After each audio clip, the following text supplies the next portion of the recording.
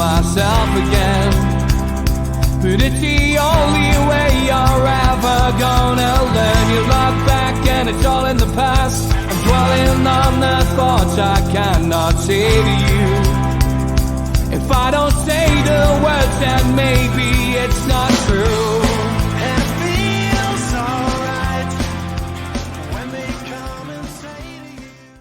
Welcome along to NUFC Matters. Those were the days with George Mitchell. Hi, George. How are you? Hi. Great, Steve. Thank you. Had a good Easter? Yes, and you, mate. Yes, very good. Yes, indeed. Great stuff. So what season are we looking at this week? 76, 77. This is into the era of Gordon Lee, of course, and all that means. Yeah, I'm sure people will find it an interesting season if they weren't around. Lots of highlights and drama and all sorts of things. Just as I usually do to paint the picture, if you're a music fan, Dancing Queen ABBA was top. Bohemian Rhapsody, The Queen. If You Leave Me Now, Chicago.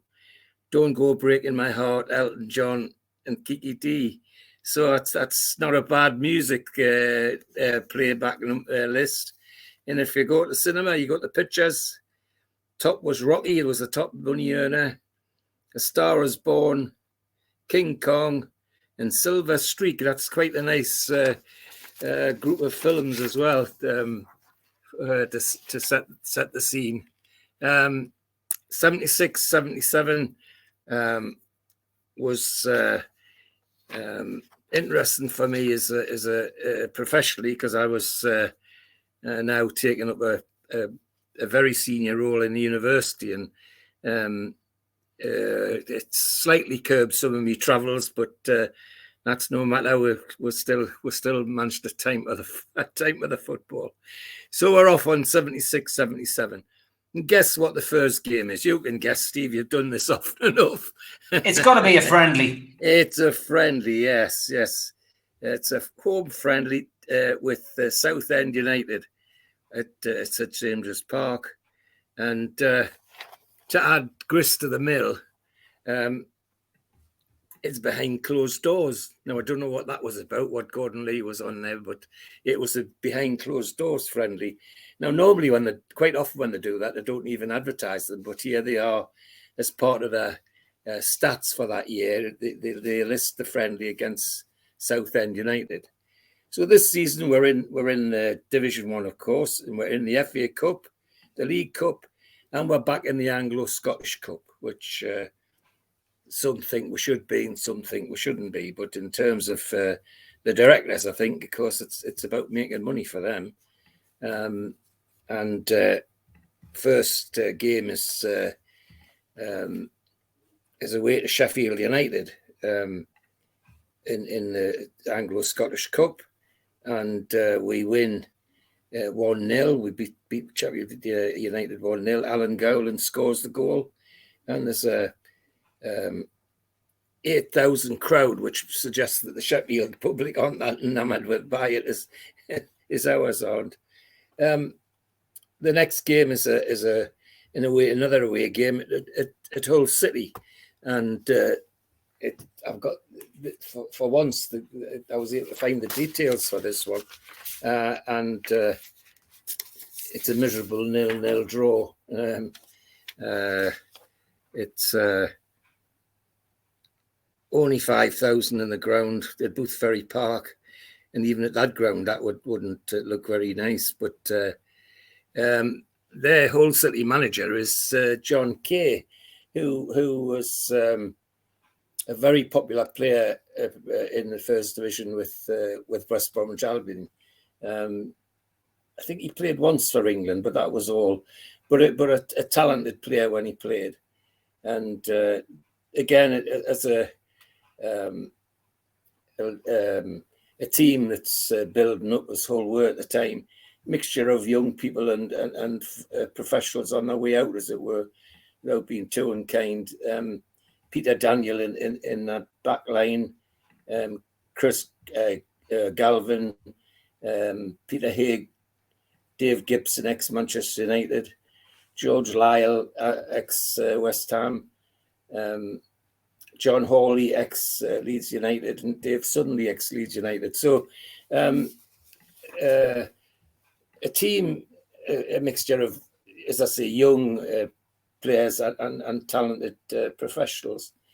We send our, Gordon Lee sends our, what is supposed to be our first team. You've now got young Roger Jones in goal for a start, with Natris and Kennedy at fullback, Tommy Cassidy, Pat Howard, Jeff Notley, Stuart Barraclough, Graham Oates, John Tudor, Alan Gowland, and Tommy Craig. Now that's interesting in the sense that John Tudor the season before only played 6 games the whole season, and yet here he is already featured in a game. It was a 0-0 draw, miserable draw, but nonetheless it kept way in the Anglo-Scottish Cup. And then the next game is a well, I call old-fashioned style, call it a derby match against Middlesbrough in the Anglo-Scottish Cup, and they. Is that home or away, George? That's home. Sorry, yeah, and we have a 16,000 crowd. It's not the biggest crowd, but it's not a bad crowd either. But we beat Middlesbrough 3-0. Gowland scores 2. Stuart Barraclough scores the other. In fact, we're 3-0 up at half time, but second half Middlesbrough dig in and we don't score anymore. So that cements we're top of the particular group we're in this Anglo-Scottish Cup, and indeed we come out top. 15,700 at the game, as I said. It's interesting looking at some of the referees that pop up as well, especially with the debate about whether referees from particular areas should be allowed to referee teams, certain teams. And this match was refereed by George Courtney, of course, who's from Spennymoor, and you could argue that he's halfway between Middlesbrough and Newcastle. But George Courtney was a well-respected referee anyway. So 3-0, and we've topped our group in the Anglo-Scottish Cup and going to the next round, which I suppose is what we really want to happen. So we're now getting into the first division proper, the league games, and first game's an interesting one against Derby, who we always have always, in my opinion, have good games with Derby. Derby always play good football, and we tend to respond to them as well. So we 36,000 at the first league game, which is good. Shows how serious the supporters are taking the league this season. We've got Mick Mahoney back in goal, who was regarded as our first choice goalkeeper. Natris Kennedy, Ray Hudson makes an appearance, an old local lad who got into the first team. John Bird, Jeff Nutley, Stuart Barraclough, Graham Oates, another local lad who come up through the ranks. Mickey Burns, Alan Gowland, and Tommy Craig. Now that's our team, and they played quite well. Is all I'd say. I remember being at this game, and Derby County, of course, still managed by Dave Mackay, and hotly tipped to be pressing for the title this year. And with all our stars, Rod Thomas and David Nish at fullback. Nish came from Leicester. Colin Todd, of course, from our friends down the road. Roy McFarlane, Archie Gemmell, Scottish midfielder. Leighton James, a flying Welsh winger. Bruce Rioch, who made as much of a name for himself as a manager as he did a player. Henry Newton, Charlie George, the ex-Arsenal schemer and talented winger, and Kevin Hector, the centre forward, who was Derby bred and born. A good game, as always. A good football game between the two sides. Ray Hudson gives us a 7-minute lead. David Nish equalises on 18. And then Charlie George on 51 minutes gives Derby the lead. And then on 80 minutes, there's a scuffle in the penalty area, and Newcastle get a penalty, and Tommy Craig slots that home, gets a 2-2 draw. So we kick off the season with a 2-2 draw against who many people think are the team that's going to win the league this time. And the next game is an away game at Spurs at White Hart Lane. And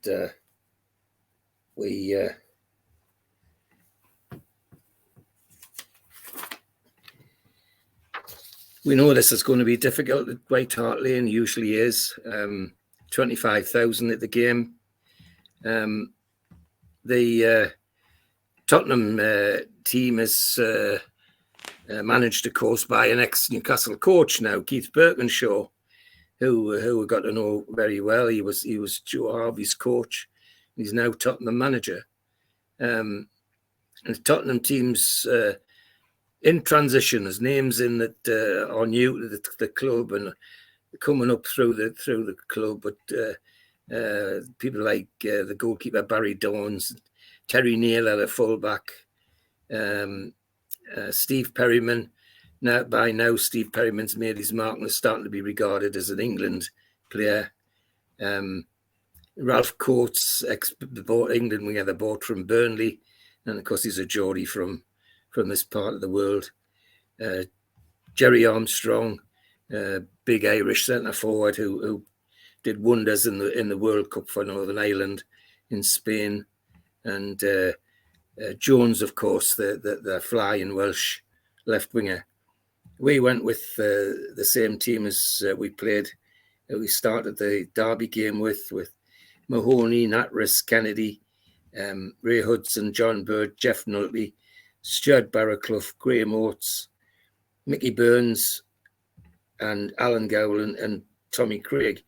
Mickey Burns gets injured, and Ray Blackhall, another local lad, comes on as substitute halfway through the second half for Newcastle.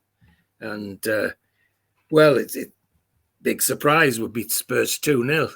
It's not what people were expecting at all. It was Mickey Burns just before he went off injured on 75 minutes. And then in 85 minutes, Stuart Barraclough scores the second goal, giving us a nice 2-0 win, which is totally unexpected, with 25,000 at the game, which isn't a big crowd for Spurs, but it's a good time to catch Spurs because they were having been regarded as championship material for a couple of years. They're now, as I say, in transition. Mackay's gone to Spurs, to Derby, etc. And so to get an away win there was an excellent way to start our season. And the next game's a home game to Bristol City. I didn't have a programme for that one, but Dave Cook did. Thanks, Dave. Thanks, David. That's great. It just fills in nicely. Yes, yeah. I don't know why some of them are available and some of them aren't. So it's good that Dave's had them around. That's a big help. Anyway, Bristol City, surprise package of the First Division in many ways. With our team was Mick Mahoney, Irvin Natris, Alan Kennedy, Ray Hudson, John Bird, Jeff Nutley, Barraclough, Oates. Paul Cannell comes in at centre forward. He gives John Tudor another run out, and Tommy Craig. Halfway through the second half, Tommy Craig gets injured and Pat Howard has to come on. And Bristol City, as I say, a surprise package in the First Division. And they have a team of, up-and-coming players and one or two older players holding them together. Their manager's a bloke called Alan Dix, who's an ex-West Ham player, but who finished his career at Bristol City. And their side has one or two former big names: Brian Drysdale from Leeds, Gary Collier from Leeds, Clive Whitehead, Gerald Gow, who played for a short while for Manchester United and then went on to West Brom, then on to Bristol City, and Tommy Ritchie leading the line. A good footballing side, but on this particular day, with 32,000 at the game, playing very defensively, and it was a miserable 0-0. It wasn't even an attractive 0-0. It really wasn't a miserable 0-0. However, we're still not losing ground. We're going ahead, and we're now stepping out into the League Cup for the first time, and the second round of the League Cup, and we get drawn against Gillingham, and that's that's away from home, and well, unknown quantity as far as Newcastle's concerned. I think only the second time in my entire history that we've played Gillingham, but that's by the by.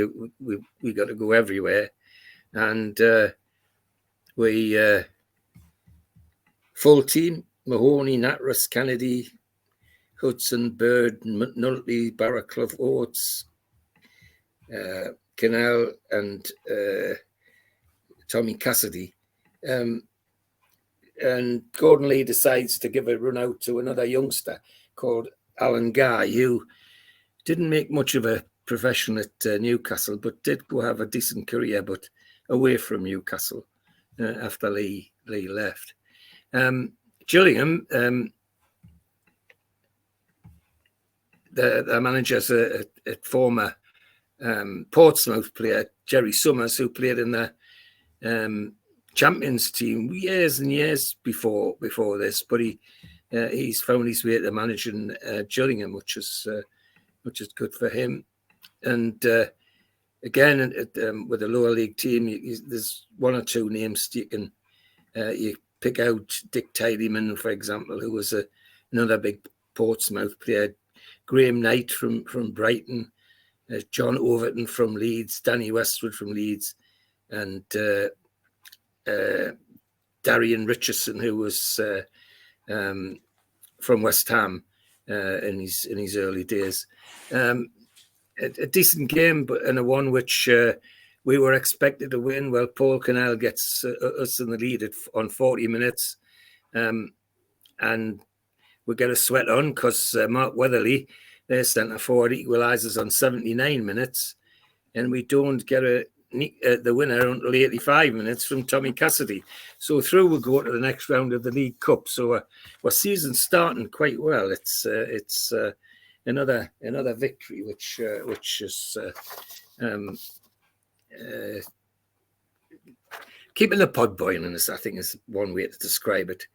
The next game is a league game, and it's away to Middlesbrough, and that's it. We're playing Middlesbrough in the league, and 27,000 at Ayson Park, and it's always going to be a tough game. It's never easy game. Because as I say, I regard these as much as derby games as I do against the Maccabees, but not everybody does, and certainly not these days because we've a long time since we played them. Anyway, we go to Middlesbrough with to Ayson Park with full team: Mahoney, Natras, Kennedy, etc., all the way down. Only changes is that Alan Guy's dropped out because Mickey Burns is fit again, and Alan Gowlin and Tommy Craig on the left. Tommy Craig gets injured halfway through the second half, and Paul Canal comes on as sub. And it's interesting in these games, of course, we're now seeing the introduction of substitutes for the I think it's the second or third season since it happened. But interestingly, Lee used them a lot more than Joe Harvey did when he had the opportunity. Middlesbrough, of course, are currently managed in this game by Jack Charlton, and and our teams got one or two. Their team got one or two Geordies in it. Well, Jim Platt, the goalkeeper, is well-known Irish Island goalkeeper. John Craggs, our former fullback at right back. Left back's Terry Cooper, ex Leeds. Tony McAndrew, a Middlesbrough stalwart. Stuart Bohm, who used to play for us. Willie Madron, a Middlesbrough stalwart. Graham Souness, of course, who we got to know very well and still see on the television. Sometimes talking about us, sometimes cursing us by the way he talks, but never mind. Phil Bowman said that they got from Liverpool. David Armstrong, David Mills, who was their star player, and of course made a lot of money by big money transfer to West Brom, and then eventually came to us and had a shorter career with us because he had a dreadful car crash in the Tyne Tunnel. Blocked the Tyne Tunnel for a whole day. And Alan Willie on the left side of their attack. A reasonable game, but unfortunately one that we lose 1-0, and it's David Mills on 84 minutes. Just when we thought we were going to get another 0-0, David Mills pops up on 84 minutes and turns it into a loss, which is disappointing. However, we're still in a good position in the league, and the next league game is a home match against Manchester United, and we always know this is going to be a difficult game, and we not disappointed. It is a tough game. It's a good game, and I can remember this game because I mean, certainly in the Gallagher corner, I thought we were on our way to a victory over them for once, with Paul Cannell scoring on 13 minutes. Stuart Pearson equalised on 17. Then we went into the lead on 53. And then right at the death, Brian Greenhoff equalised to get a 2-2 draw.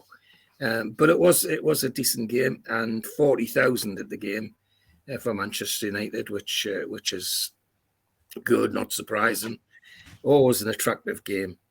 Our team is as it was in the previous game: Mahoney, Natras, Kennedy, Cassidy, McCaffrey. Changed centre half, McCaffrey playing instead of Bird. Sherrod Barraclough, Paul Cannell, Mickey Burns, Alan Gowland, and Tommy Craig. It's noticeable that some of the stalwarts in our team are on getting a look in at the moment.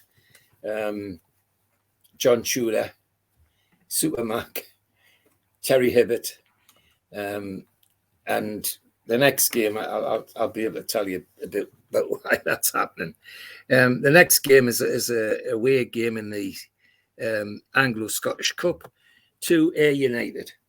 And Gordon Lee flexes his muscles, and how does he do that? Well, he sends a team of young people.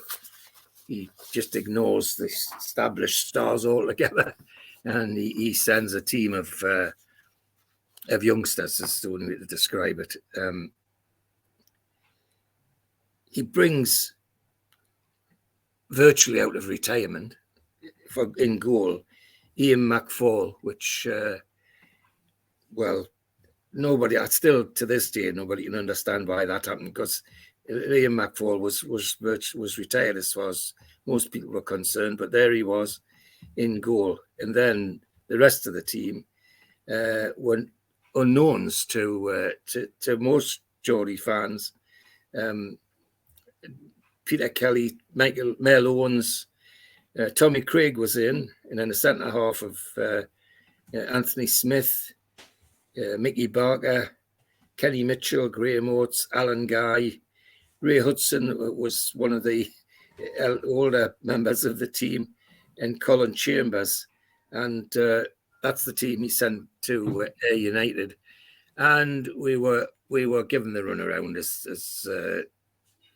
short. So we'll lose 3-0 because well, we just haven't got the strength against their teams.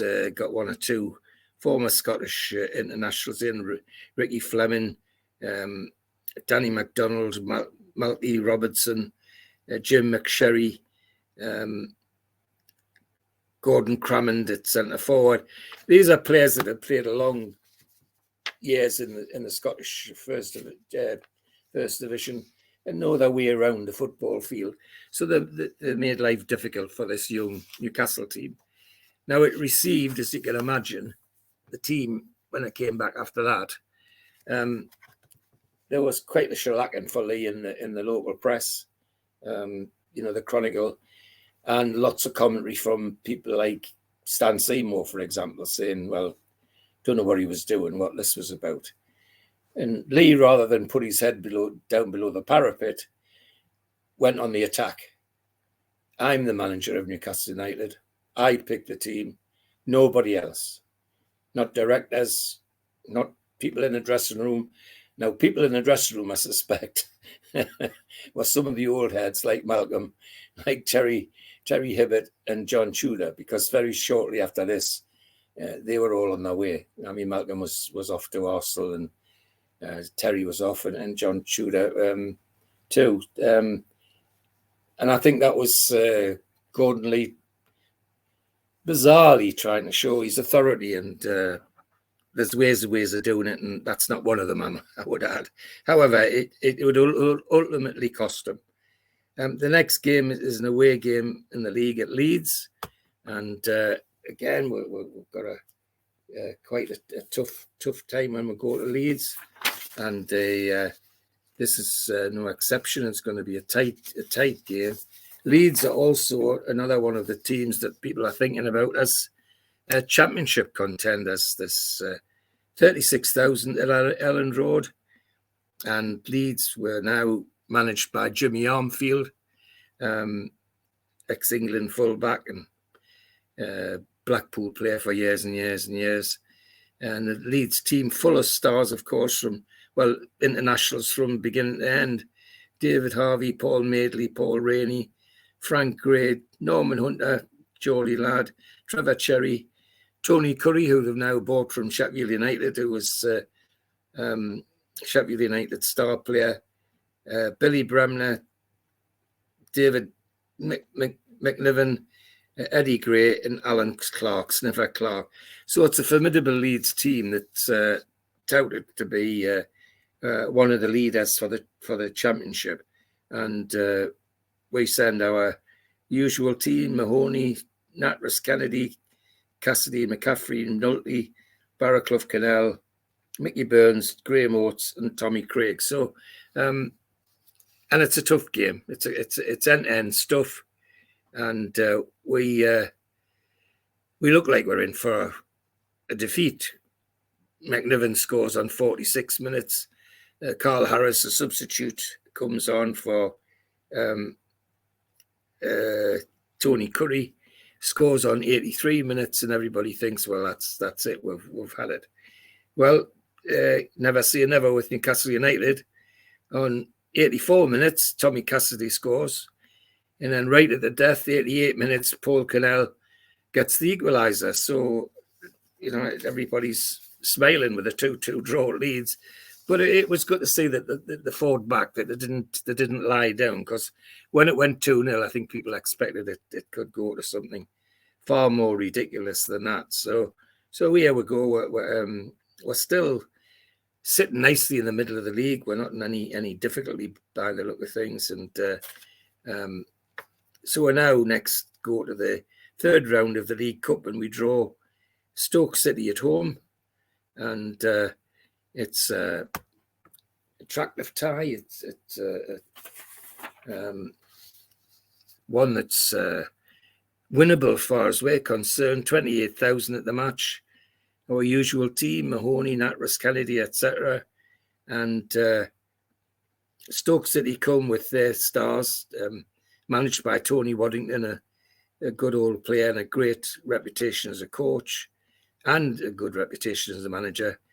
And they have in their team, of course, the England goalkeeper, Peter Shilton, Jackie Marsh and Mike Pajak as fullbacks, Alan Dodd, John Mahoney in the back four, Jeff Salmons, Alan Hudson, ex-Chelsea Alan Hudson, Terry Conroy, Jimmy Greenough, both from Leeds, and Garth Crooks, who was a winger from Tottenham, who they bought. I think Tottenham thought Garth was on his way out, but he wasn't. He had a number of very successful seasons with Stoke City. However, successful or not, he wasn't successful on this occasion because we beat them 3-0. Van Natras on 17 minutes, Tommy Craig with a penalty on 32 minutes, and then 82 minutes and Mickey Burns just sealed the 3-0 win. A very comfortable and surprisingly comfortable victory for Newcastle against Stoke City in the League Cup. We now got another home game, but it's a league game with Liverpool, and people are very popular game as always whenever Newcastle and Liverpool meet, and everybody's expecting a tough game, and it was a tough game. It was a very interesting game, end-to-end stuff. However, I would venture that this is the best game that Mick Mahoney ever had for Newcastle United, because he played out of his skin. He was bombarded for quite a while and withstood that bombardment very well. He, as I say, in my opinion, was one of the best games he played for Newcastle United, and probably cemented him into the hearts of the fans, I would guess. Team same as before: Mahoney, Natras, Kennedy. Ray Blackhall's substituted in, gets injured, and then David Craig comes in. Aidan McCaffrey, McNulty, Barraclough, Paul Cannell, Mickey Burns, Graham Oates, and Tommy Craig. The interesting thing about that team is that there's a fair smattering of local lads in the team, which is quite nice.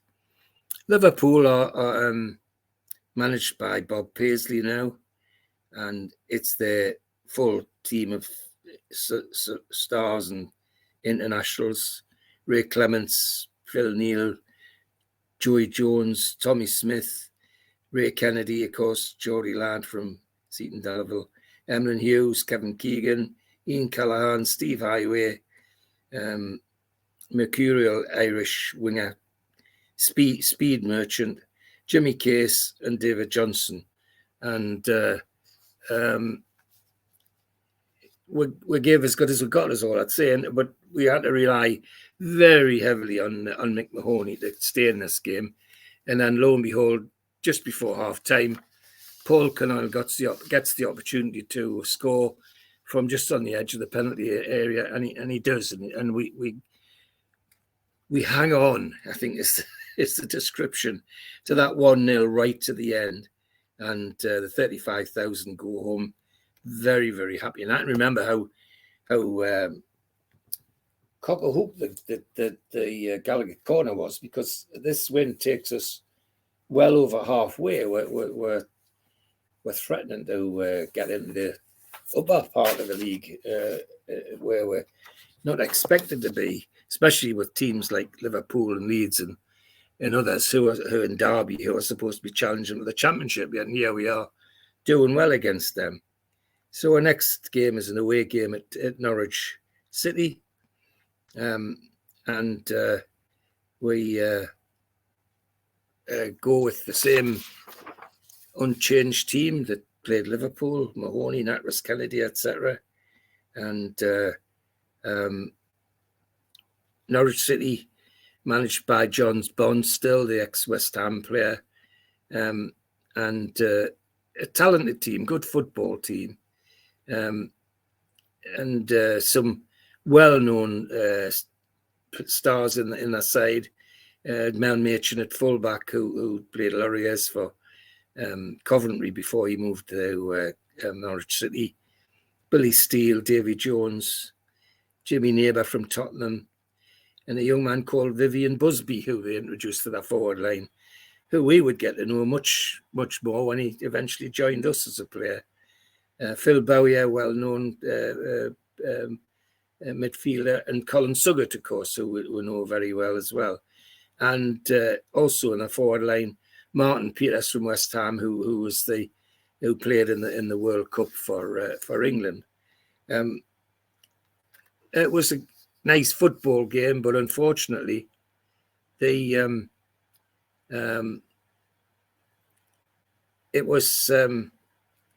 looked like we were going to get a shellacking.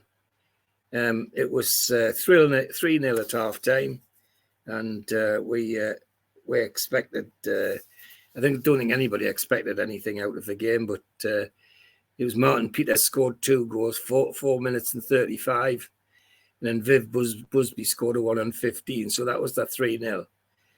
Just after half time, Tommy Craig got a penalty and made it 3-1. And then out of nowhere, Alan Gowland scored a brilliant header from a corner on 70 minutes, and suddenly it became 3-2. And so for the last 20 minutes, Norwich were backs to the wall with Newcastle actually having a go at them to see if they get something out of the game. It didn't happen, but nonetheless, it still was a very creditable 3-2 after it looking like we were going to get beat. 22,000 at the game, an enjoyable game from all points of view, and including the fact that both sides played some good football. The next game is a home game against West Bromwich Albion, and we have a history of good games with West Brom. 29,000 at St James's Park. Unchanged team again: Mahoney, Natras, Kennedy, Cassidy, McCaffrey, Nulty, Barraclough, Canal, Burns, Gowland, Tommy Craig. And West Bromwich Albion now managed by Johnny Giles, the ex-Leeds United midfielder and Irish international. And they had quite a selection of stars from other clubs joined West Brom by now. Jack Osborne in goal, who used to play for Leicester.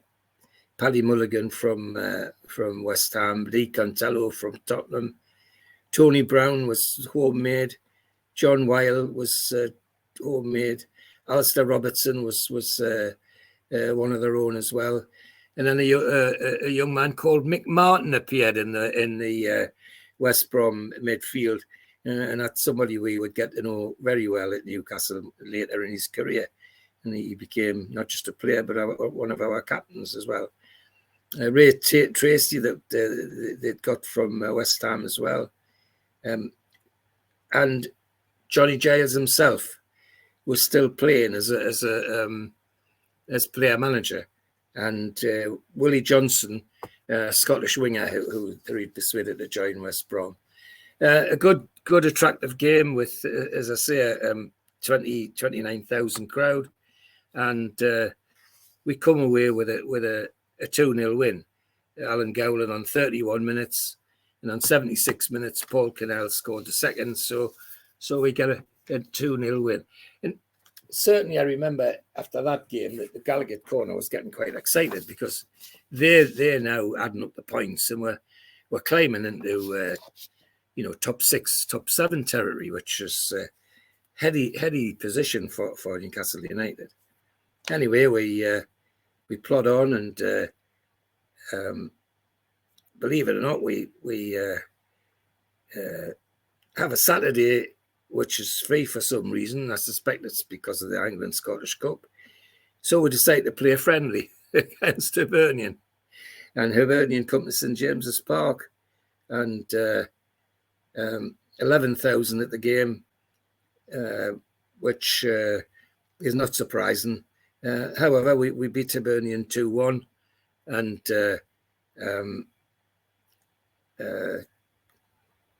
Hibs went into the lead on 44 minutes. A goal scored by Jim Scott, of course, our former winger, and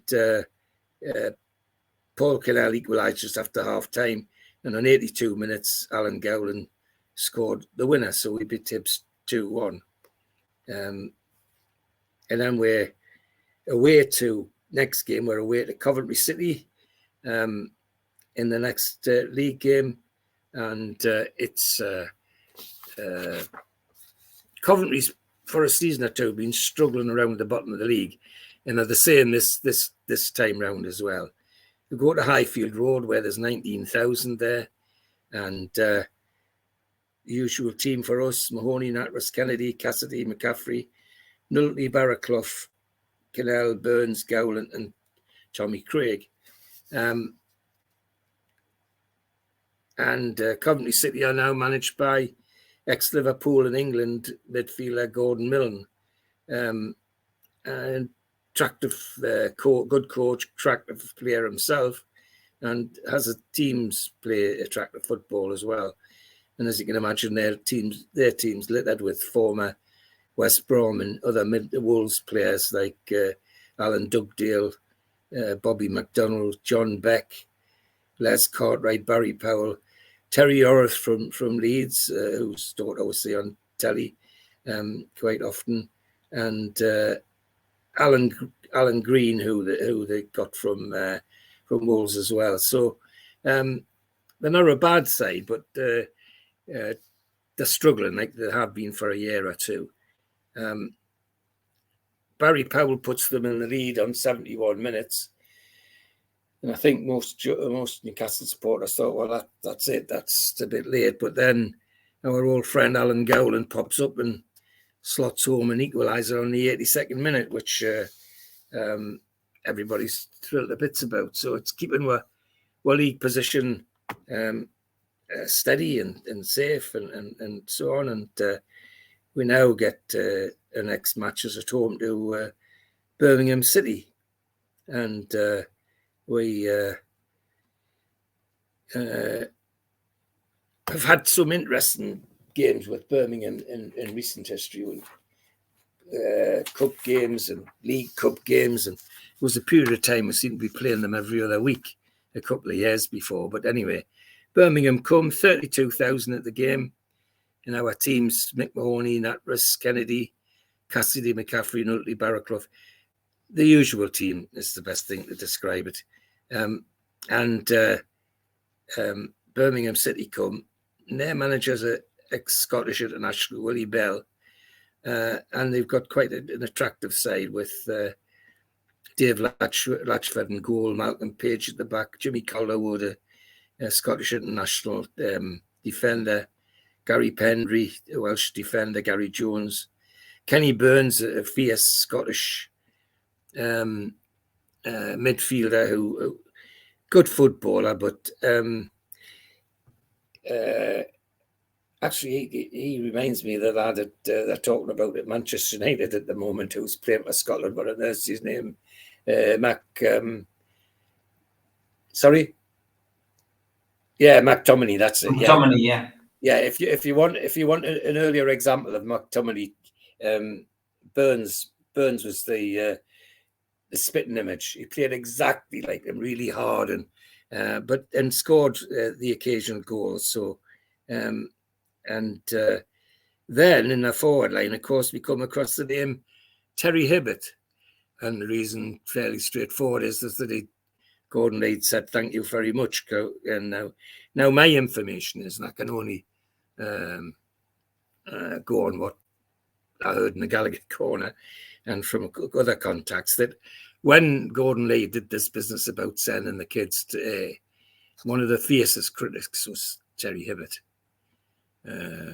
He said he made it plain that how he thought it was suicide, and essentially it was. But nonetheless, I think he was one of the people that Leigh referred to when he said, "I'll pick the team," not directors or people in the dressing room.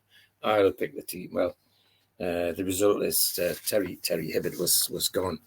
So we get Birmingham at St James's. Nice, attractive game. We go in the lead in a minute from Mickey Burns. Gallagher scores for them on 11 minutes. And then in 52 minutes, they get a penalty.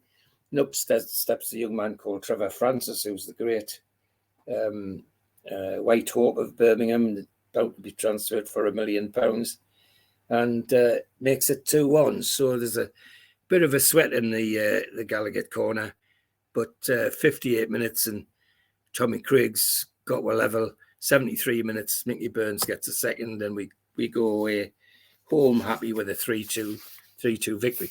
A good game though, a nice attractive game of football, which isn't always the case with Birmingham. Birmingham hadn't always been the case with Birmingham City. We're now in the League Cup 4th round, and having been the League Cup final not too long ago, people are starting to get a bit excited. We're as far as the 4th round. The excitement's dimmed slightly when we realise that we've drawn Manchester United away from home, and we go to Old Trafford, 52,000 at the game, and they're going to have to work hard to get a result on this one. Unfortunately, they don't work hard enough, and the outcome is a 7-2 victory for Manchester United. As I say, nearly 53,000 at the game, 52,000 in plus, and Manchester United were just unbeatable. They just took the game to win and wiped the floor with. Were basically. Stuart Houston scored 6 minutes, Stuart Pearson in 35. Gordon Hill in 13. After half time, Nickel at 57. Steve Coppell at 56. Then Gordon Hill again in 67 and 63 and 67. And Newcastle goals were Natras on 17 and Mickey Burns on 80. Well, we were just torn apart, as the score suggests, 7-2. Team was our usual team: Mahoney, Natras, Kennedy, Cassidy, McCaffrey, Nulty, Barraclough, Cannell, Burns, Gowland, and Tommy Craig. But Manchester United were just too strong for in every sense in that game. So that's the end of the League Cup after having had dreams of a possible return to Wembley. Well, that's not how we're going to do it. Next game's a home game against Stoke City. 33,000 at the game, and Stoke aren't doing that well at the moment. They're certainly well below the middle of the table, so everybody thinks we should win this and win it well. Well, we do win it, but not well. 33,000. Same team: Mahoney, Natras, Kennedy, etc. Mickey Burns, Alan Gowland, and Tommy Craig, etc. And Stoke City with Tony Waddington as manager, their usual side with the Shilton and Pijik, Bloor, Dodd, Jeff Salmons, Alan Hudson, Greenhoff. And lo and behold, here's another name we know: John Tudor in Stoke City's lineup, and Kevin Sheldon on the left side of their attack. And again, as I say, this is Tudor appearing not long after he left Newcastle, and as I say, my information is that he also was a fierce critic of Lee in the dressing room. And the other one, of course, I think, as you probably know better than I do, is Supermac. He had some great stories about him. Yeah, I bet he does. If you want to find out, people who are watching at home, just go through the Supermac and Gibbo playlist, and maybe go back to the 70s Cup final, 74, 76. You'll find out the stories about Joe Harvey and the stories about Gordon Lee and how different they are. Absolutely, yeah. And it's funny how all of that leaks into the Gallagher corner, though, Steve, isn't it? It is. Kind of keep it quiet. It definitely is. It definitely is. It was. I think there's one of those infamous stories that Supermac tells about Aidan McCaffrey and Gordon Lee saying, how can he play for England with a name like Aidan McCaffrey because it sounds Irish, or something along those lines. And he was going, well, my name's Malcolm Ian MacDonald. With a name like that, surely I should be playing for Scotland, not for England. And I think it was one of the lads. I think it might have been Alan Gowland or something chipped in the background, or maybe somebody different anyway. And he said, "Boss, how many times did you play for China?" Yeah. And Yes, lovely. the whole dressing room was in hysterics. But, It would. And then there's also the very sad story about the game, a game when Terry Hibbert played against Derby County, and Malcolm's spoken about it on this channel, George, when I think Newcastle were down to 10 men, and Terry Hibbert ran himself into the ground, and Gordon Lee basically just came in after the match. Didn't say anything to anybody. Newcastle, I think, lost the game 4-3 or 3-2, one of the two. And they got the kit man just to dump Terry Hibbert's boots. And Malcolm had said, we know when someone's boots get left that they're not travelling back with us. So he says, I shouted up to the kit man, who's not travelling back. And Gordon Lee came back in and he went, it was Terry Hibbert said, who's not travelling back? And he went, you aren't. And he'd run himself into the ground that day. Nearly, dropped down there for Newcastle, and Gordon Lee instructed the bus to basically leave without Terry Hibbert, drive on, and Terry Hibbert was running down the stairs, and he ended up having to get the milk train back to Newcastle. Terry Hibbert, on that day, he left him. Wow. He left him at Derby County with, and the guys, and Malcolm tells the story far better than I do, but he says the coach driver was trying to pretend that he had kangaroo juice in the bus. And that basically Gordon Lee turned to him and says, if you don't get out of this car park and leave him behind, then you're sacked. If he catches this bus, you find another job, lad. So unbelievable. Yeah, Gordon Lee, not a player's favourite, that's for sure. No. Well, as I say, it intrigues me that by now I'm just a spectator. Of course, my career's over and I'm out of the dressing room. I had some contact because of ex-friends like Charlie Woods and people like that. But I just find it interesting that, how the rumour mill starts. And it was amazing, the Gallagher Corner, how stories like the one you just told would eventually filter into the ground. Have you heard about this? Have you heard about that? And I think that's great. It's part of what being a supporter is like, isn't it? Yeah. Anyway, we beat Stoke 1-0, thanks to a goal from Paul Kinnell on 80 minutes. And again, the Gallagher Corner's feeling quite chirpy because we're well above the middle of the league at the moment, and I think that things are going well. So the next game's an away game at Manchester City, and another attractive game, and a game against the side who, once again, is what the pundits are talking about, possible challengers for the league championship. And they City had quite a super team. Tony Book, their old fullback, was the manager now, and big goalkeeper Joe Corrigan, 6 foot whatever, and 6 foot odd wide as well as tall. Ken Clements, Willie Donaghy, Scottish left back, Mike Doyle in midfield. Mike Doyle. When the cup semi-finals come along and Sheffield United play Manchester City, I'll be interested to see if the young lad that got Sheffield into the semi-final with his magic goal. He's called Doyle, and I think he's on loan from Manchester City. But more than that, he's the grandson of this Doyle who I'm talking to you about now, and his other grandfather, Glenn Pardo, he also played for Manchester City as well, but he's not in this team. But Mike Doyle is. David Watson, of course, who we got to know because he came to play for the Mackhams and had a big career over there. Asa Harford, a talented midfielder. Joe Royal, bustling centre forward for England. Brian Kidd, who just transferred across the road from Manchester United. And Dennis Stewart, the ex-Mackham, who broke our hearts at the League Cup final with his overhead kick.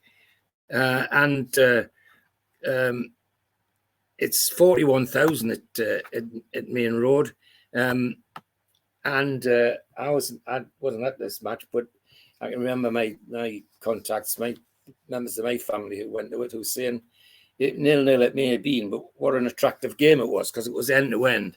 But but nobody could just find the back of the net. And our team for that occasion was the same as usual: Mahoney, Natras, Kennedy, Cassidy, McCaffrey, Nutley, Barraclough, Paul Cannell, Mickey Burns, Alan Gowland, and Tommy Craig.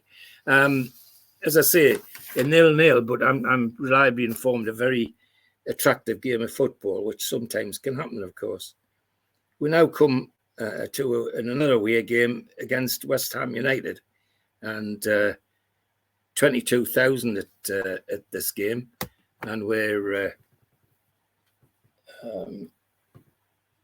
everybody's hoping that because West Ham aren't one of the top teams at the moment, that they're struggling just above bottom, and people think, well, if we can give a good account of ourselves at Main Road, we should be able to do it up in Park. And it's interesting. I find it interesting on these things that they say Upton Park, but then they say the bowling ground. Well, I hear them on Sky referring to the bowling ground even now, when occasionally that they're talking about West Ham's history, and that's why. West Ham now managed by John Lyle, ex-player of theirs. Some talented players in the team. Mervyn Day, rather, their goalkeeper, was a great goalkeeper, well regarded. Kevin Locke, Tommy Taylor, England players, Billy Bonds, Frank Lampard Sr., the father of the new Chelsea manager. Alan Kirbishley became a manager for a while with Charlton and one or two other teams. Alan Devonshire, Jeff Pike, Trevor Brooken, of course, World Cup player, and Bill Jennings, and of course Pop Robson, who used to be a Magpie. Although that, as I say, the talented team, but in the wrong end of the table as far as they're concerned, and as we're concerned, and we looks like we're in for a difficult time when Pop Robson scores in 36 minutes, but then on 37, Jeff Nutley almost immediately equalises, and then on 53, Mickey Burns scores a winner. So we come home with an away win at West Ham, and now Gallagher Corner is really getting excited because we are now looking at top six. This is uncharted territory for a lot of years for Newcastle United. So we come home to play Everton, and it's again a game that people think we should be thinking about winning, because the Everton aren't pulling trees up. They're just average. 32,000 at the game. It's in James's Park, and as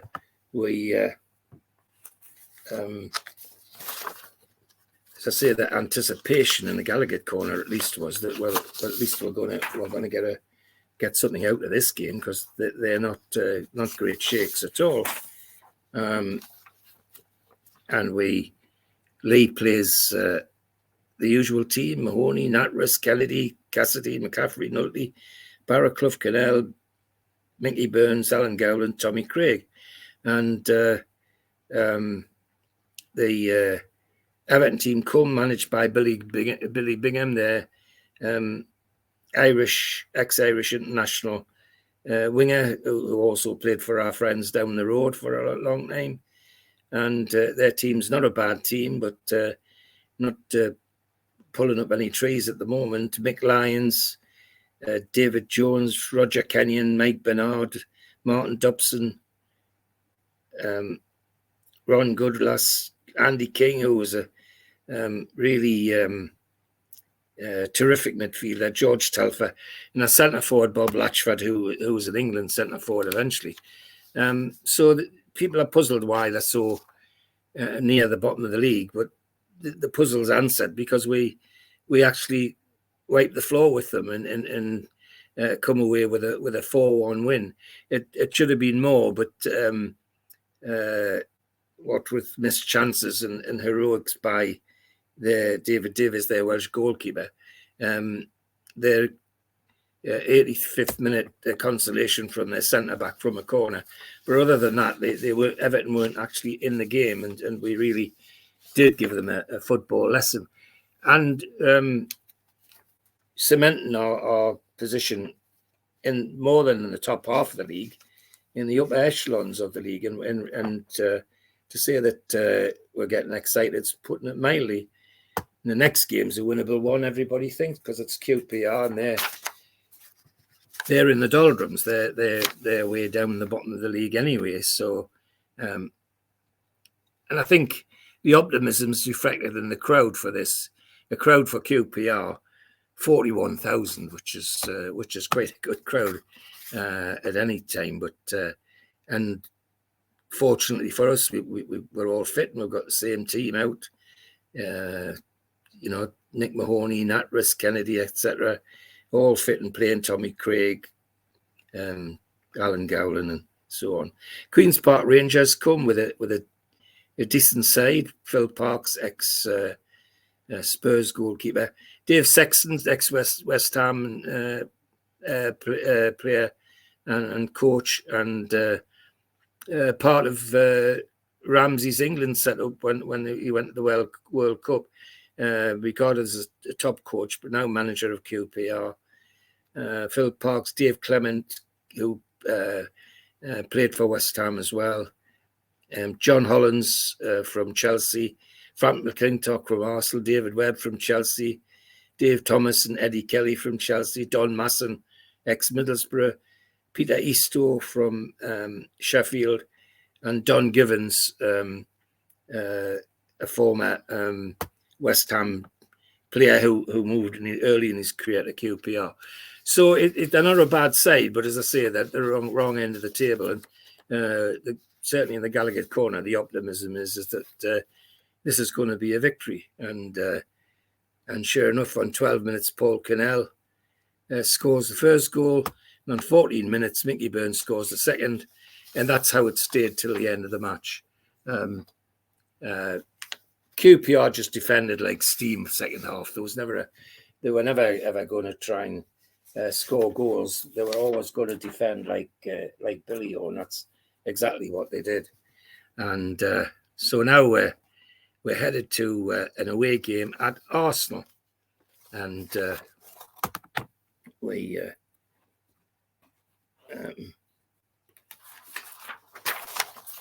now Arsenal are one of the sides that the season before won what they call transition. They're now settling down into a tidy side, and again they're one of about 6 sides that are thought to be championship material. So we go to Arsenal, and 35,000 at Highbury, and we take our usual side with us. Mahoney, Natras, Kennedy, Cassidy, McCaffrey, Nutley, Barraclough, Canal, Burns, Gowland and Craig. And Arsenal have their a much stronger team these days. Terry Neal, the Irish centre-half back, is now their manager. Jimmy Rimmer, good goalkeeper. Pat Rice, right back for years. Sammy Nelson. David O'Leary, who became famous as a manager with Leeds particularly. And Pat Howard suddenly appears, ex-Newcastle United, for Arsenal. Jody Armstrong, a Hebden lad that played for Arsenal. Alan Ball, ex-World Cup winner. Liam Brady, talented Irish midfielder.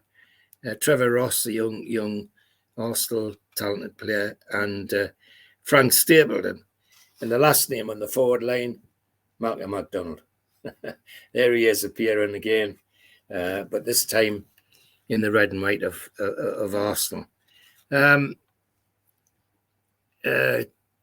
We get off to a flying start. Mickey Burns, 15 minutes, scores. Trevor Ross, 24 minutes. And then Malcolm MacDonald does this. 28 minutes, 63 minutes, 88 minutes, a hat-trick. And in between, Frank Stapleton scores just before half-time. So we're well and truly beaten with as I say, Mickey Burns and Alan Gowland scoring our goals. But by then, Arsenal were out of sight. It was 3-1 at half time and just got steadily worse. But Malcolm's hat trick put the tin hat on it. And I think that if I was a betting man, had been around then, I think I might have put me money on Supermac doing something special against us, especially in the circumstances that he left with. And we've got another away game coming up against Aston Villa, and they're Aston Villa are how can I say, good middle of the league side, attractive football inside, but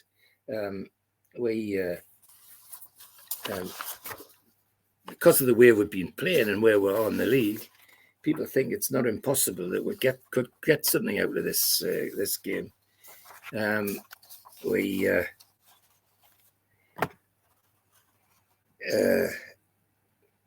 We got off to a flyer. Alan Gowland scores on 27 minutes, and then lo and behold, this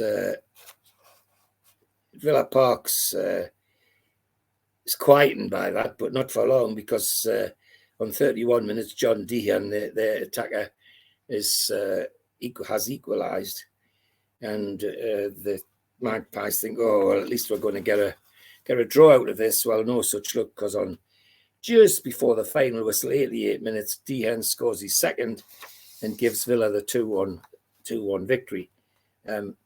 34,000 at the game at Villa Park, and the Villa team with Ron Sanders as the manager, talented manager, but a bit of a character. Jake Finley in goal, Gordon Smith and Charlie Young fullbacks, Leighton Phillips, John Robson, and Alex Cropley makes the back the midfield up. Well, Alex Cropley used to play for us. He went to Villa from Newcastle, came to us from Scotland, and then Dennis Mortimer, Frank Carrados, Andy Gray, well-known television personality now, John Deehan, and Brian Little.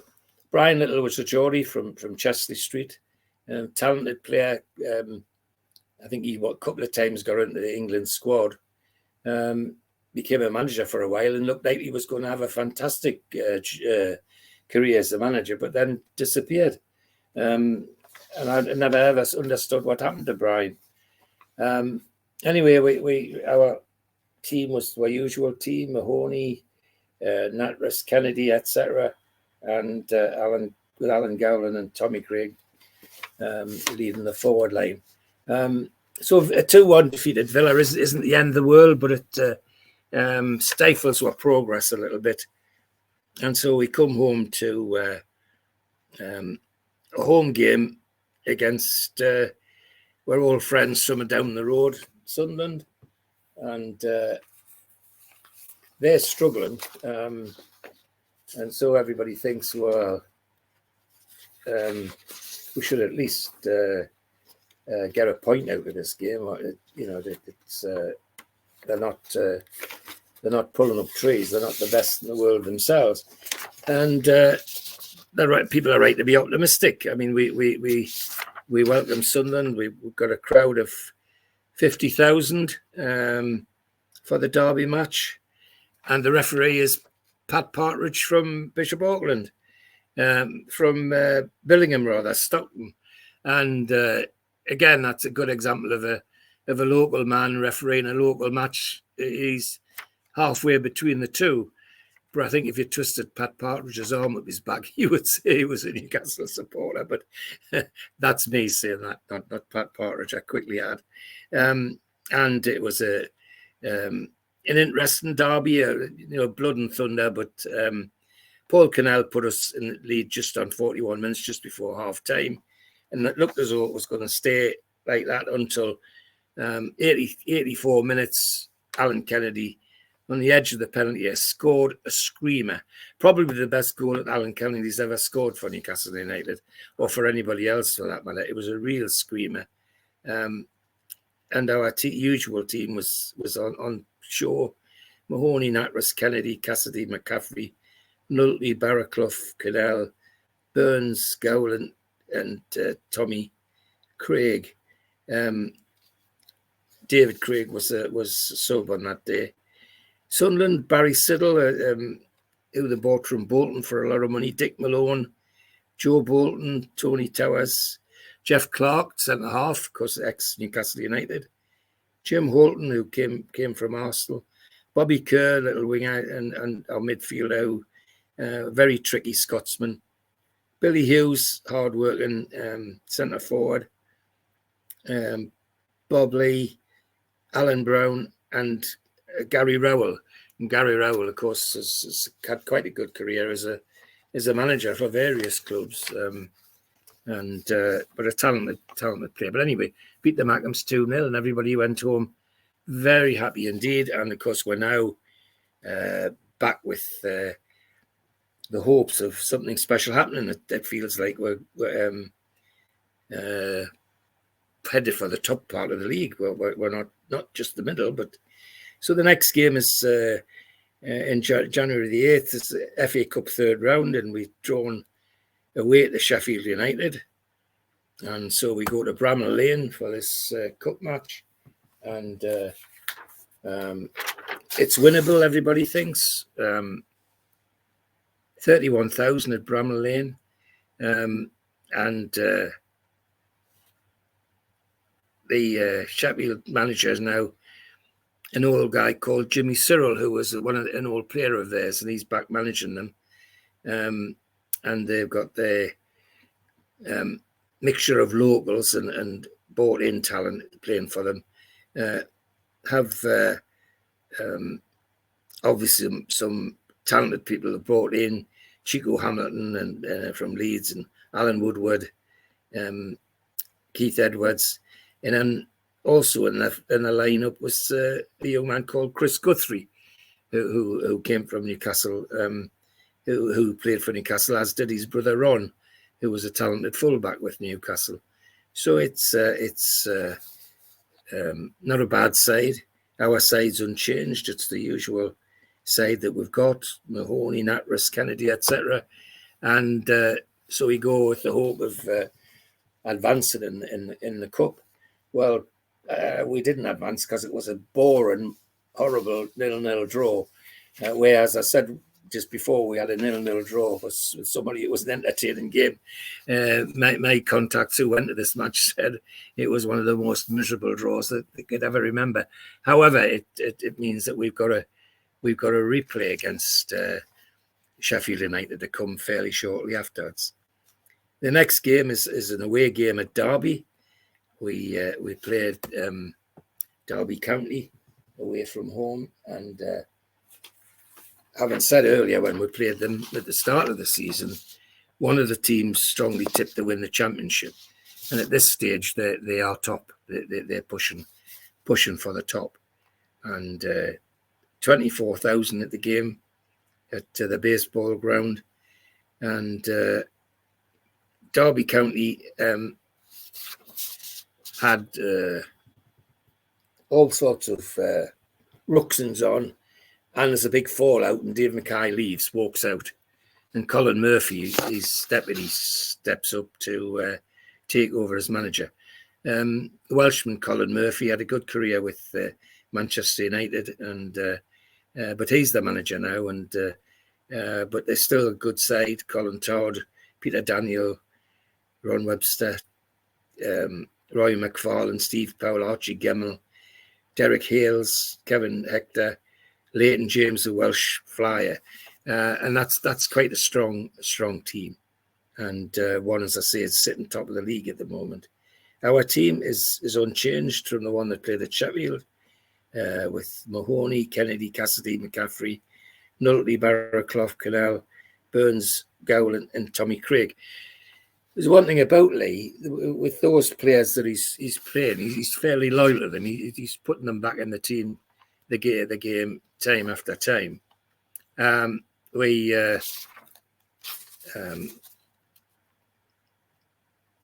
17 minutes, Derek Hale scores for Derby. 18 minutes, Gavin Gowland equalises. But then 43 minutes, 49 minutes, Powell and Hale score for Derby. And then 72, Roy McFarlane scores for Derby. And then 74, we get a penalty and Tommy Craig gets us second consolation goal. So we come away with a 4-2 defeat from the baseball ground. And but it hasn't done an awful lot of damage. We're still above halfway in the league and look as though we're not going to be too bad. Well, we're certainly not in any danger at the moment. So comes the Monday and we've got the replay of the FA Cup match against Sheffield United. And we're now at home to Sheffield United and 37,000 at the game. And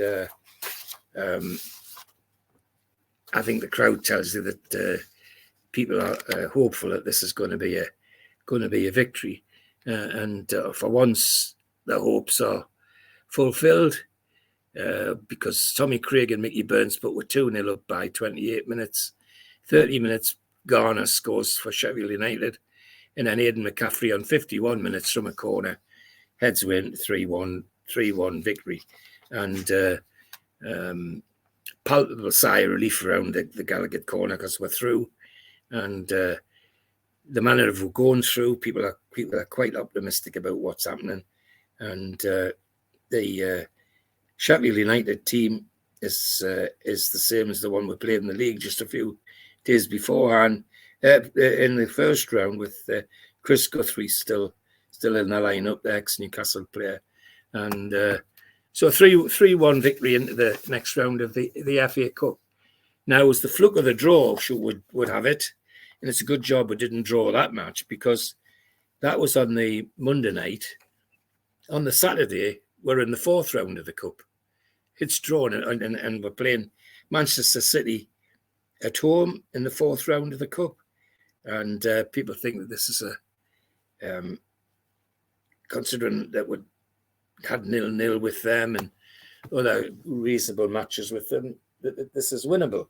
And there's lots of optimism as the Gallagher corner. I remember when I went 46,000 at in the crowd, and so they're clearly optimistic. And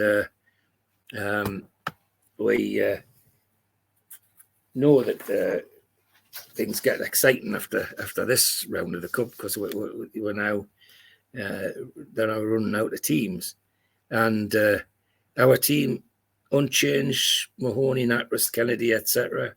And right the way down to Gowland and Cassidy in the middle of the attack. Manchester City teams is slight changes. Joe Corrigan, Dave Watson at right back instead of centre half, Kenny Clements, Mike Doyle, Willie Donaghy, Paul Power, Gary Owen, Asa Hartford, Dennis Stewart, Brian Kidd, and Joe Royal. So it's the usual team. By now, Joe Royal's starting to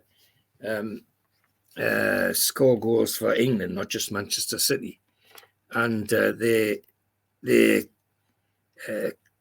come out of the traps like a greyhound. And by 40 minutes, they're 2-0 up. Alan Gowland scores one back just before half time. And on 56 minutes, Gary Owen makes it 3-1. And that's the way it stayed till the end of the match. After that, we weren't in the game, is the honest answer. It was Manchester City's all the way. So that's the end of the FA Cup for as well now. And now we're away to Bristol City. In the league is the next game.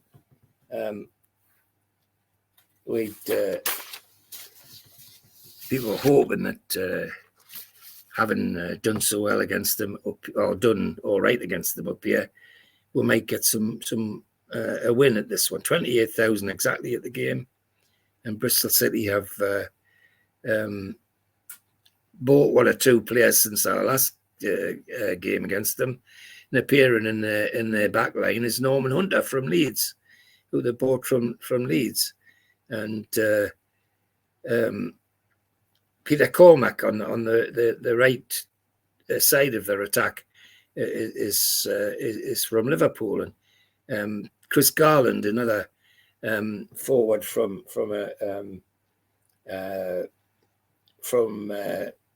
Chevy Wednesday, quite a promising attacker.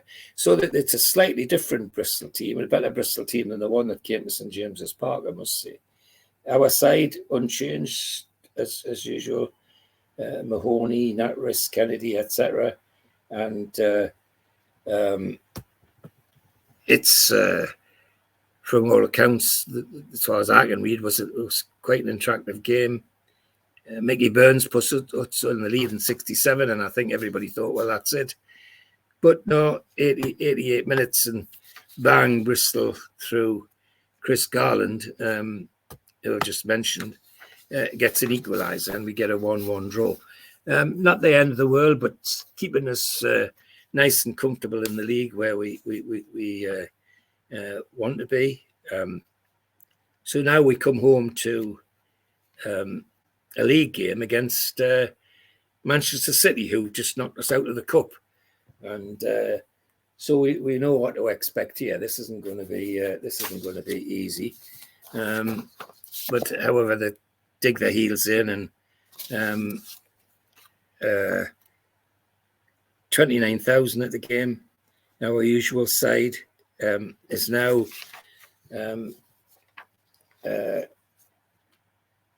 Mahoney, Natris, Kennedy, Cassidy, McCaffrey, Barraclough, Kenny Mitchell, a youngster promoted from the juniors, Mickey Burns, Alan Gowland, and Ray Blackhall. The only big difference is at the head of this list, it says manager Richard Dinnis, because our friend Gordon Lee had one row too many with the directors and was told to pack his bags. There was some confusion, some irritation about who would replace him. And I wouldn't say that the players went on strike, but there was rumours that the players were very unhappy and wanted Richard Dinnis to get the job. And there were those who weren't too sure that he should have the job, because his professional career didn't happen. He was a coach and PE teacher, but he certainly wasn't a professional footballer. Anyway, the directors gave in to what they wanted and made Richard Dinnis the manager. So we play Manchester City in this background, and almost identical team for Manchester City that knocked we out of the cup. Corrigan, Watson, Clements, Doyle, Donaghy, Power, Owens, Harford, Stewart, Kidd, and Joe Royal. Exactly the same team that knocked we out of the cup. But the Newcastle lads dug in, and despite going 2-0 down, Dennis Stewart on 40 minutes and Brian Kidd on 42 give them a 2-0 half-time lead. Then straight after half-time, Mickey Burns scored. Then on 80 minutes, Mickey Burns scored a second to give her a 2-2 draw, which was very creditable considering that we went 2-0 down. The next game is a away game to Manchester United. And bearing in mind that our trip there in the FA Cup was something of a disaster, 7-2. It was with some trepidation that we looked at what might happen to this one.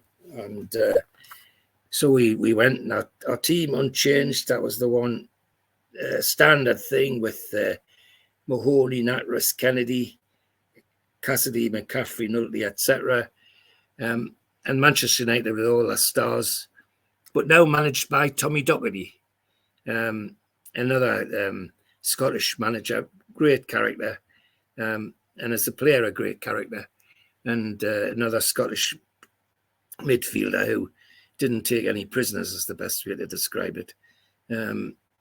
Stepney, Stuart Houston, Jimmy Nicol, Brian Greenhoff, Martin Buchan, Steve Coppell, Jimmy Greenhoff, Sammy McElroy, Stuart Pearson, Lou McCarry, and Gordon Hill.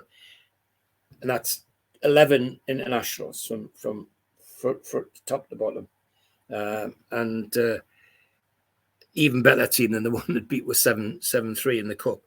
But lo and behold, we gave them a goal start at 10 minutes. Jimmy Greenhoff scored. Then Jeff Nutley got a one in 31 minutes. Then Greenhoff scored 2 more on 35 and 73 minutes to give them a 3-1 win. A much better performance than the one in the cup. And 3-1 at Manchester United at Old Trafford couldn't be regarded as a total disaster. However, its important thing is it doesn't damage our league position, put we're in any real danger. So we come home now to a home game against Spurs, against Tottenham, and Tottenham, as I said earlier, are the team in transition, but improving all the time. Our team's unchanged. Harvey, Natras, Kennedy, Cassidy, McCaffrey, Nutley, Barraclough, Mitchell, Kenny Mitchell, Burns, Gowland and Craig. Keith Birkinshaw still the manager at Tottenham, our ex-coach, or Joe Harvey's ex-coach. And their team's virtually the one that we played the last time. Davis, Naylor, Gorman, fullback, Keith Osgood, Willie Young, Steve Perryman, Ralph Coates, Neil McNabb, John Pratt, Jerry Armstrong and Jones, the Welsh flying winger.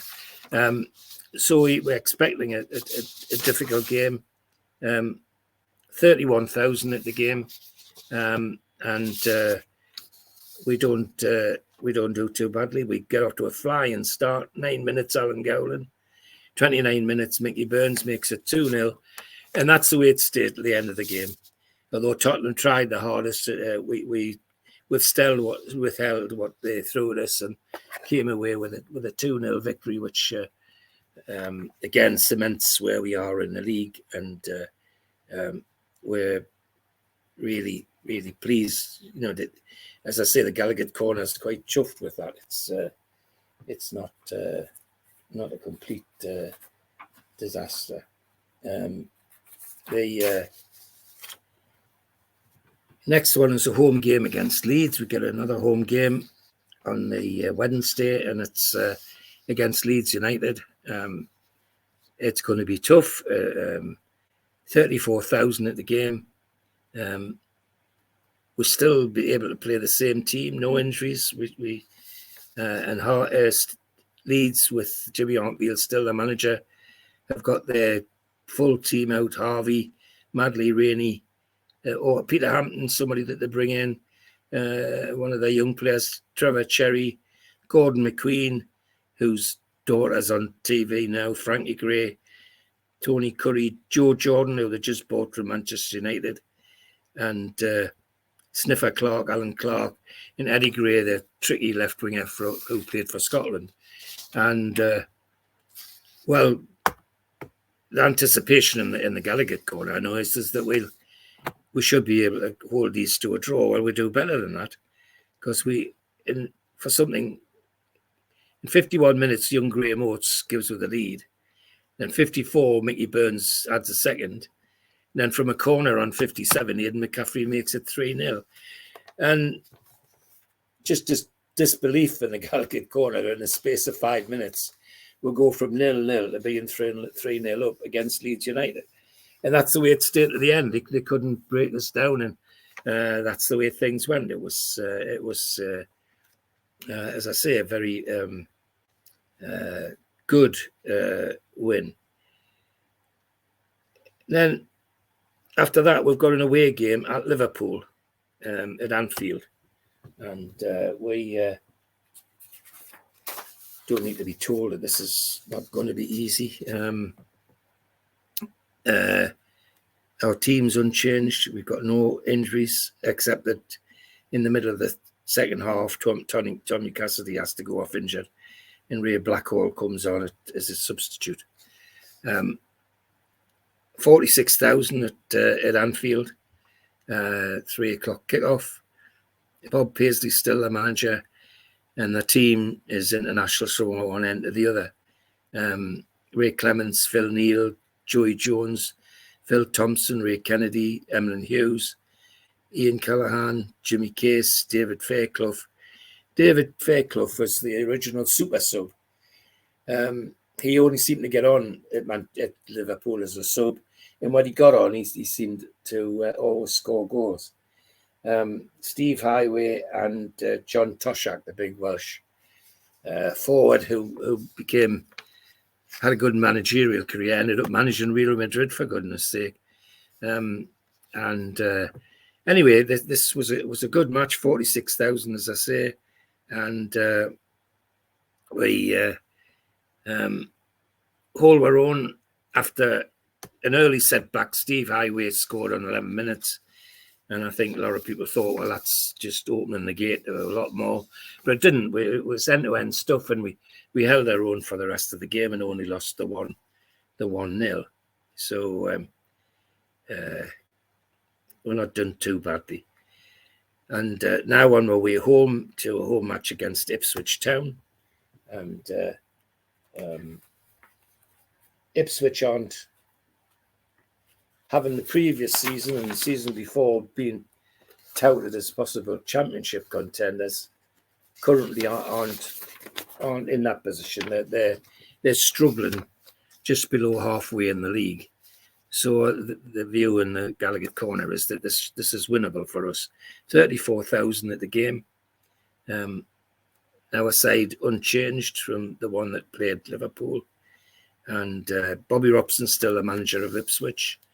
And their team hasn't changed very much. Mick Mills, England fullback, still playing for them. Brian Talbot, Kevin Beattie, England player. John Walk, Scottish forward. Paul Mariner, England centre forward. Keith Burchison, who they bought from Coventry, and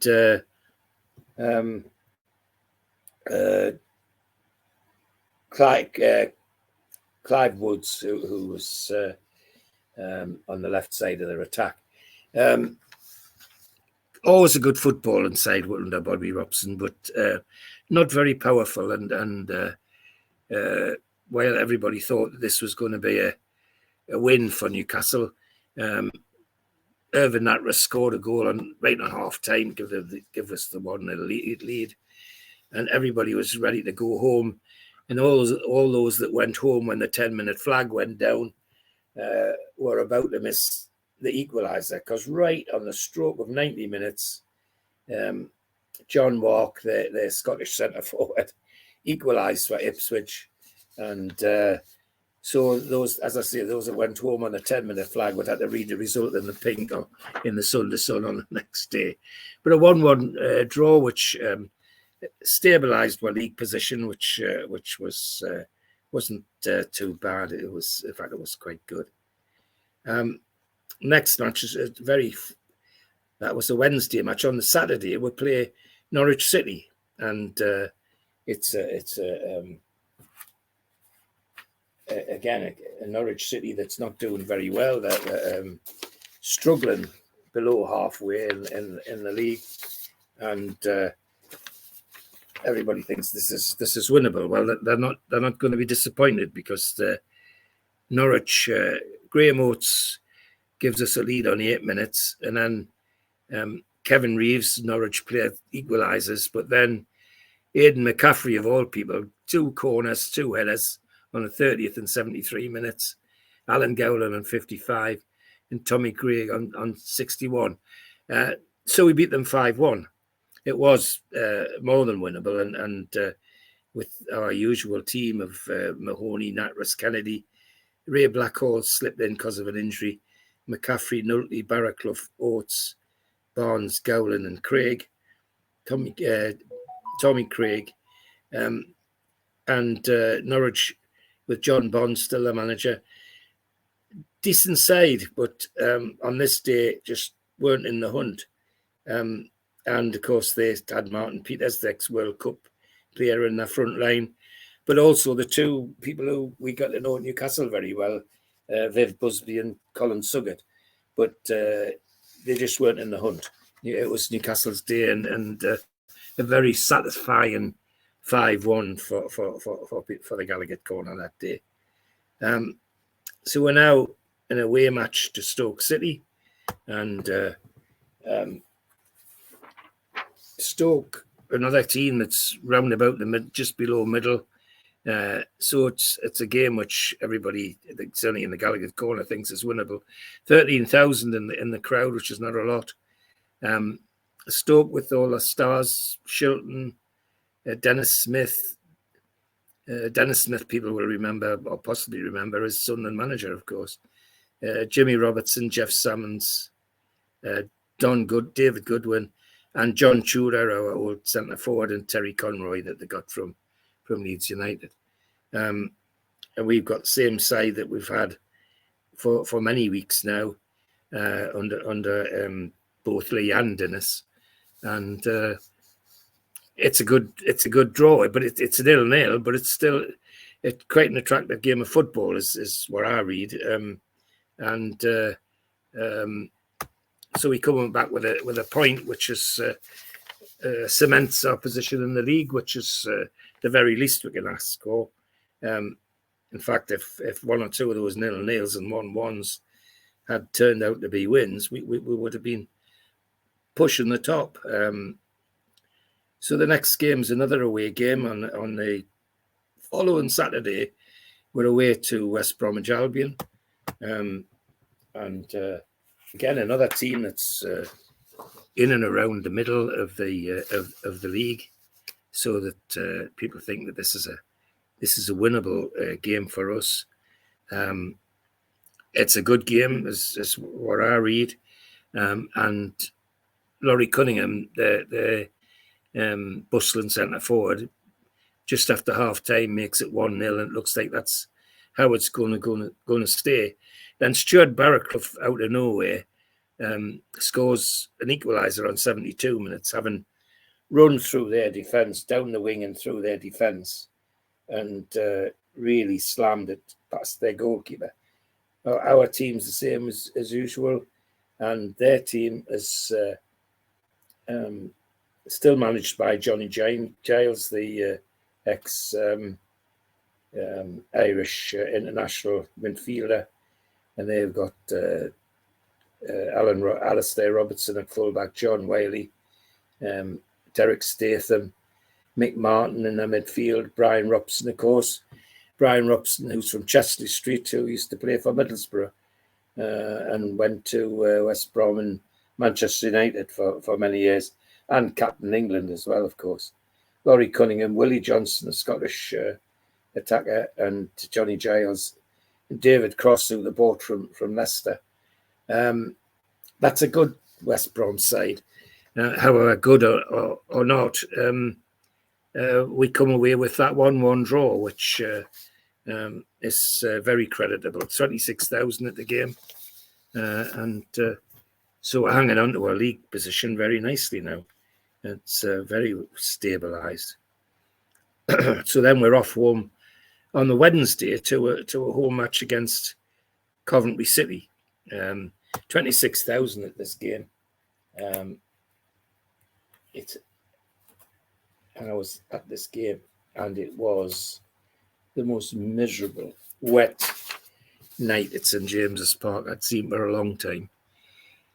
The pitch was, to say it was muddy was putting it mildly. It's a sort of game we wouldn't play these days.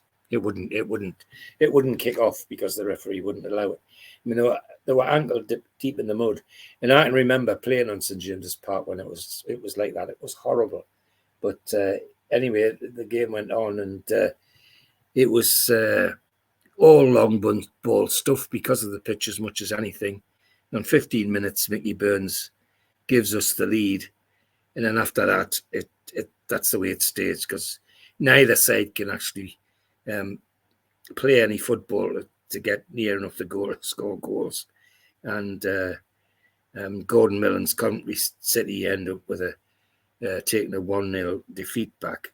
They've bought one or two new players since the last time we played them. Ray Gooden from West Ham, Ian Wallace from West Brom, and Tommy Hutchison from Manchester City, who was quite a dangerous left-sided player. But dangerous or not, they lost 1-0. But what a miserable, horrible night it was. And I'm afraid the football was very much the same. So we now stay at home, because on the Saturday we've got the return match against our neighbours from Teesside, Middlesbrough, and everybody's hoping for a victory. And as I keep saying, I regard this as a derby match, and everybody does nowadays. 34,000 at the game, and true to form, we play a same 11 that have been playing most of the season. And Middlesbrough have now got Jack Charlton manager Patrick Cuffs now in goal, because Jim Platt has been transferred to Spurs.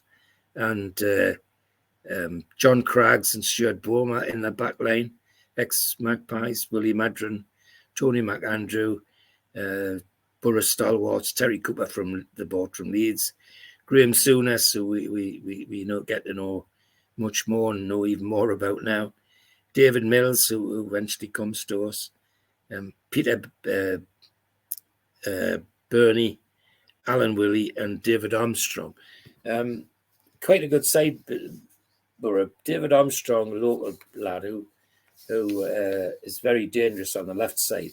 However, dangerous or not, on 3 minutes, Alan Kennedy, from a free kick on 3 minutes, floats the ball across, and everybody, including the Middlesbrough goalkeeper, leaves it. It ends up in the bottom corner. And that's how it stayed at the end of the game. Try as we might, we couldn't score anything anymore, and they couldn't get an equaliser. But it wasn't a bad game, but it wasn't one of the better ones either. So we're now on our way to an away game at Birmingham City, and we 21,000 at the game, and well, where Birmingham are playing, they're about mid-table at best, and so people think, well, this is winnable. This is definitely winnable. So Willie Bell's still a manager at Birmingham, and a team goalkeeper, a young man by the name of Jim Montgomery, who used to play for our neighbours down the road for years and years and years, and ended up at Birmingham on his after he left the Mackhams. Joe Gallagher at centre half, strong player. Malcolm Page, Welshman. Howard Kendall, who became a talented manager as well as player. Terry Hibbert, of course, who used to be ours. Trevor Francis, the talented player, and John Connolly.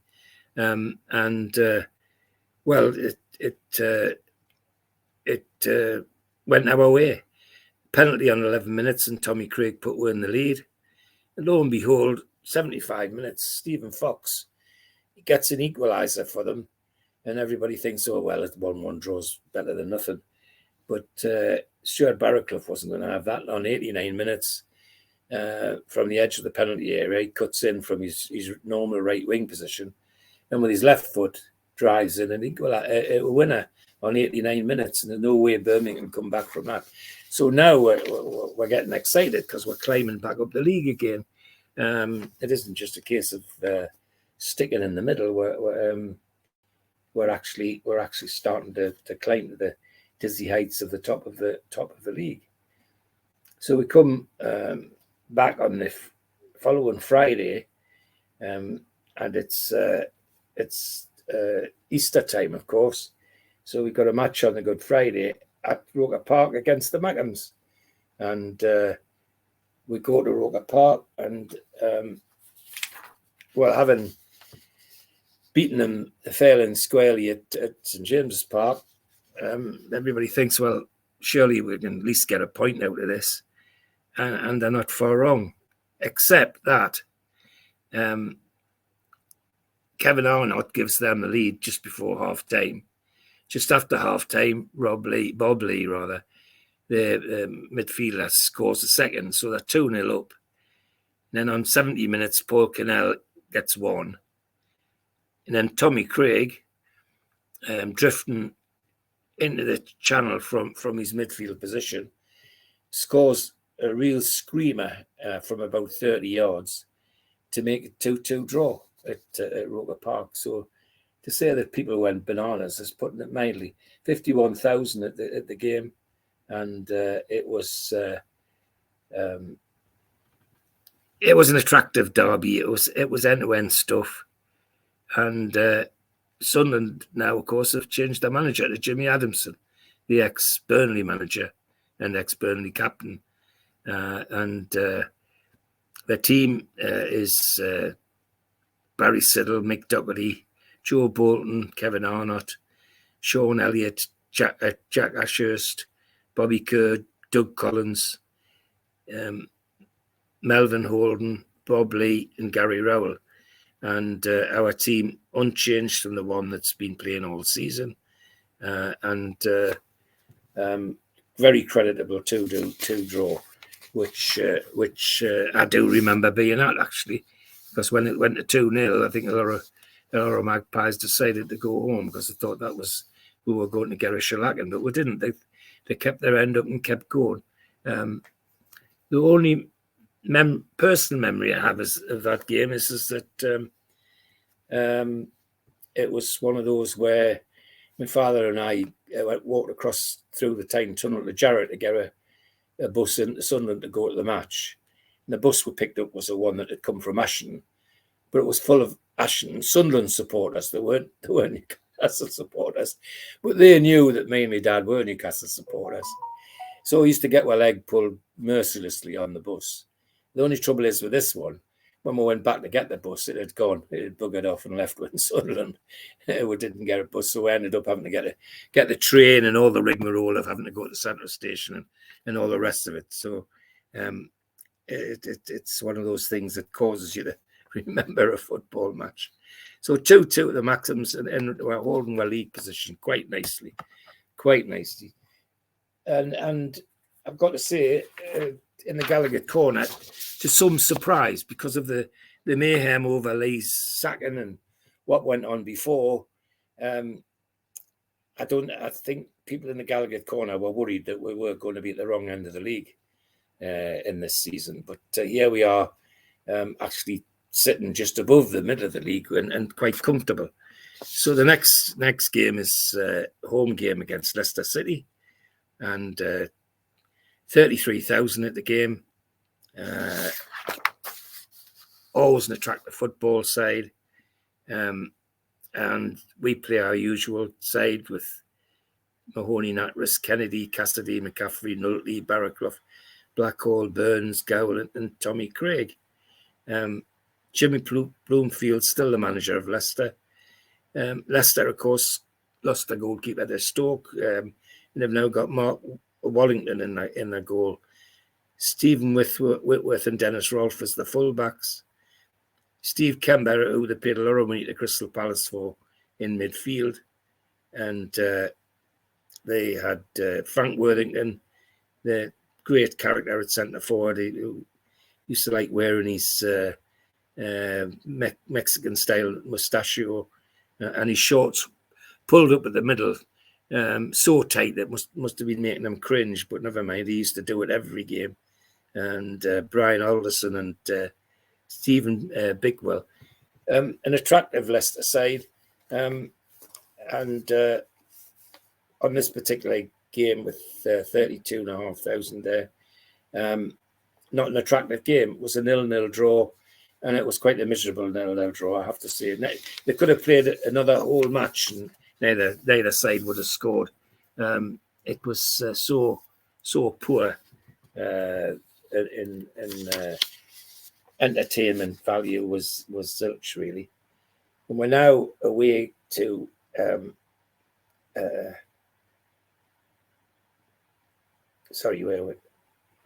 now at home. That was on a Saturday, and the following Saturday we've got another home match to West Ham United, and West Ham United aren't playing very well at all, and everybody, certainly my lot in the Gallagher corner, are all thinking, well, this is winnable. This is winnable, and winning would put us definitely in the top 6. I mean, we're heady heights for us. There's no doubt about it.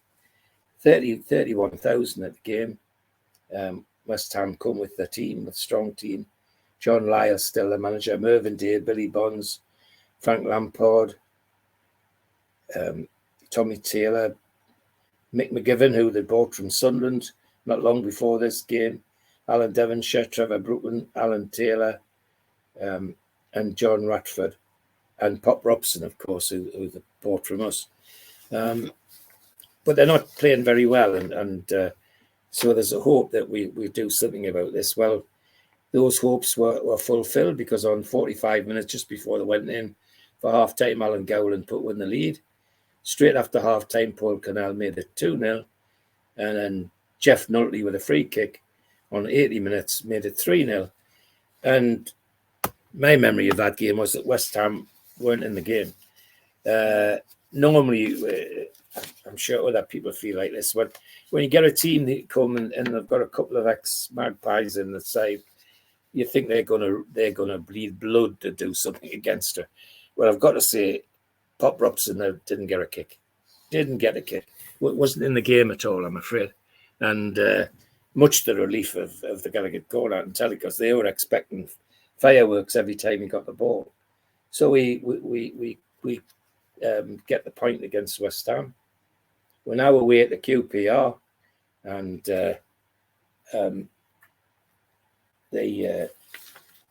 QPR are scrambling for their lives at this stage. They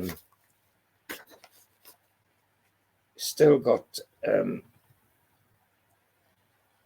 David Sexton as their manager, and their team is hardly changed from the last time we played them. Parks, Shanks, Gillard, John Hollins, Frank McClintock, David Webb, Peter Eastoe, Ron Abbott, Don Masson, ex-Middlesbrough, Eddie Kelly, and Don Givens, a fast left-sided player.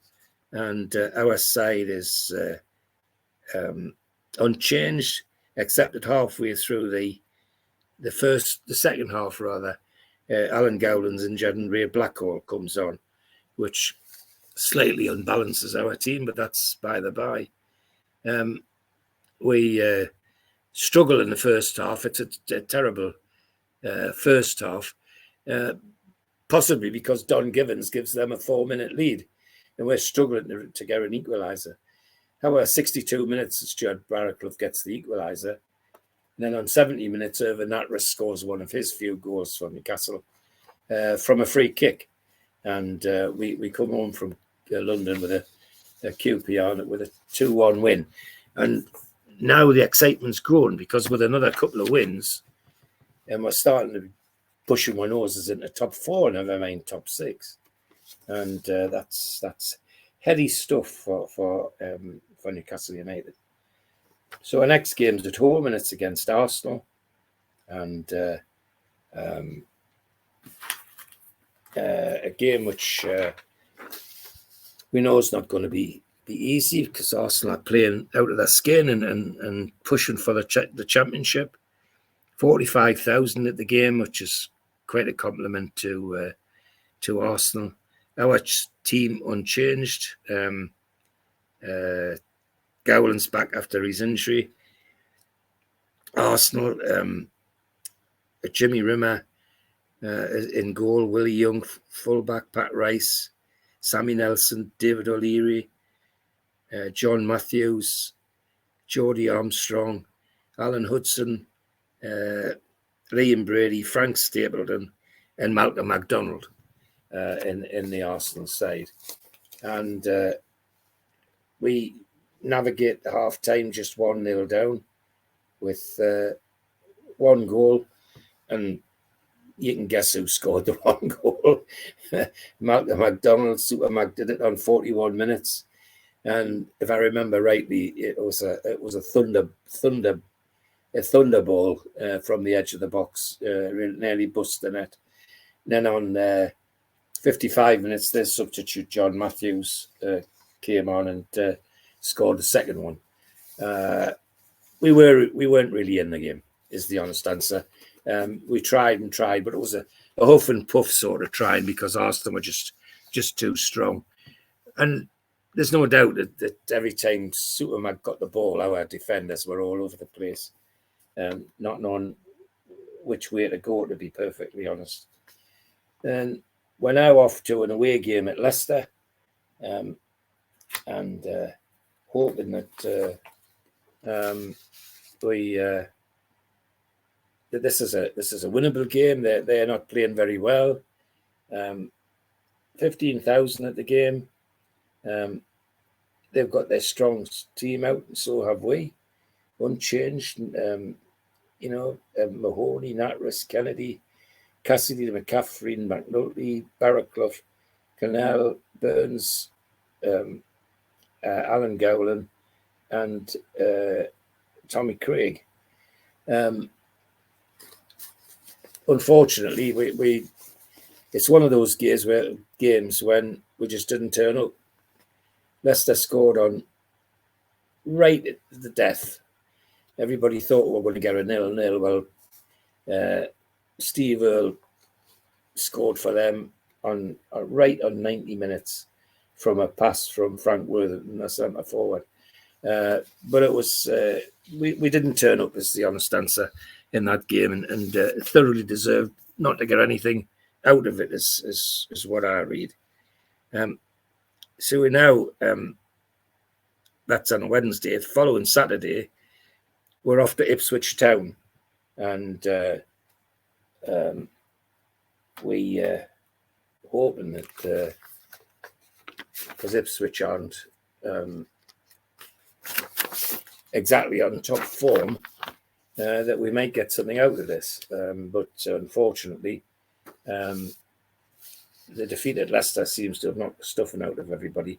25,000 at the game. Ipswich, of course, still managed by Bobby Robson. They've added to their squad with George Burley, the Scottish fullback, coming in for them. And Roger Osborne joining them. And Paul Marinette and Trevor Winemark and John Walk, the Scottish attacker, formed quite a strong attacking force for them and became extremely dangerous. And they were crawling up the league. And Roger Osborne on 53 minutes and John Walk on 72 scored 2 goals and beat us 2-0. The reality is that we, despite me huffing and puffing, we never got near to scoring a goal. So the 2-0 defeat was to be expected, unfortunately, or to be accepted. There's nothing much we could do about it. But nevertheless, that's exactly what happened. We then come back to a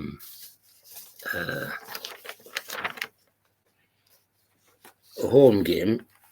Sorry, we then come back to a home game against, it says in the official stats, an international 11, and that tells you nothing. What it really was Joe Harvey's testimonial against Don Revy's 11. And just to label that in these official stats as an international 11, yeah, that's fair enough. But to forget that it was Joe Harvey's testimonial, I would sack whoever printed this. I mean, for goodness sake, as it happens, 15,000 turned up. Now, I don't know why I wasn't there. It could be that I was away somewhere for the university because I was starting to travel quite a bit for the university then. When I came back and spoke to my father about it, he and my uncle Tom, that was still alive, and one of the other two members of the family were quite upset at the fact, and they had gone to the match, that there was only 15,000 there. They'd hoped to see 30 or 40,000 there for Joe Harvey, bearing in mind what he did for the club. But it didn't happen. He got his plaque later on, but it just didn't seem right to them, and didn't seem right to me either. But nonetheless, so whoever printed this, I would sack. In international 11, doesn't tell you anything at all. It was entertaining game, 5-2 the international level, 11-1, and of course Dalglish and Mills scored all the goals, and it's an attractive side that came for Joe Harvey, and as I say, it just beggars belief that they would label that as a friendly against an international 11. He also had entertainment before and after, at half time and before the match. And the entertainment before the match, in my memory, was dogs, agility for dogs, and assault courses and for dogs, and it was quite. I gather, I mean, because I wasn't there, I gather from what I was told, it was quite fun. But more importantly, at half time, at the match, they had the Coldstream Guards band marching up and down St James's Park. Well, I used to love that as a supporter when the Guards came. We don't see them now. I guess because we don't bother to ask for them, or maybe it's because they're too expensive. I don't know. With the current government situation. But I used to love it when we went to the match and there was a military band. Usually the Guards, the Marines, the Royal Air Force Central Band was always a favourite as well. Favourite of my old dad, who used to get terribly upset when they were there because he's ex-RAF and that was his band sort of thing. And Joe Harvey had the Coldstream Guards, which played at half time, and everybody enjoyed that. So at least he had a positive send-off in that sense. But as I say, to label it as a friendly against an international 11, I think is nothing short of disgraceful. So the next game is an away game. No, sorry, a home game against Aston Villa, and we can win this one.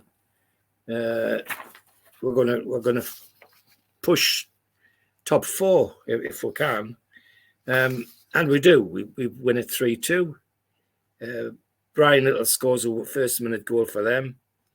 Then Paul Cannell gets a 1 on 4 minutes, 1 on 24 minutes, and Graham Oates in between on 15 minutes makes it 3-1. And then on 74 minutes, Brian Little gets a second for Villa, and we come out winners 3-2. A great game, excellent game at St James's with 30,000 at the match, and that really cements us solidly in the top half of the division of the first division, which I have to say, with what all had gone on before the previous season and early into this season with Lee's shenanigans and the upset that caused, people weren't expecting that. It was with one league game to left to go, we end up our season in a away game at Everton, and we hope to get a win to push us in the top 4. Well, we don't. We got well and truly beaten by Everton. Martin Dobson on 6 minutes. Duncan McKenzie, who they'd bought from Leeds United, Mercurial centre forward, on 8 minutes, 2-0 down, and we were never in the game after that, and that's how it stayed. But nonetheless, we still stayed well above mid-table, which was something of a surprise for people.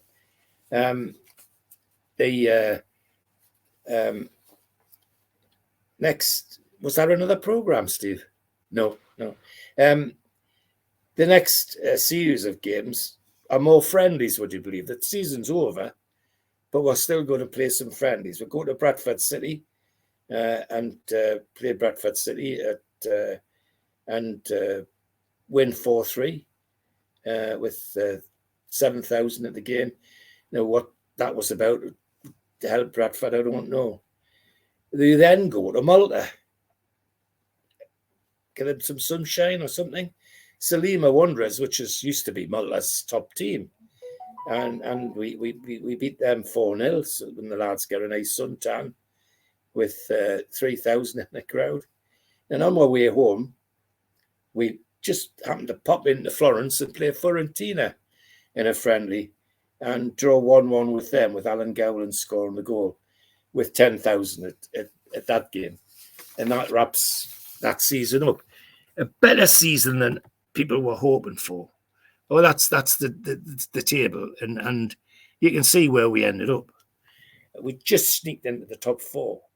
And with if one or two of those 1-1s and 0-0s that we had turned into victories, it would have been even better than that. But that's not what people expected, I've got to confess. The Gallagher corner would have been sweating when that season started, that we would be down around the bottom end. Well, I think that's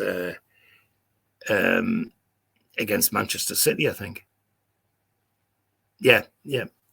And that's the old away strip that we used to use in that season. And I think that's the home strip, which is the one some people like. I just find the stripes a bit too broad, but otherwise.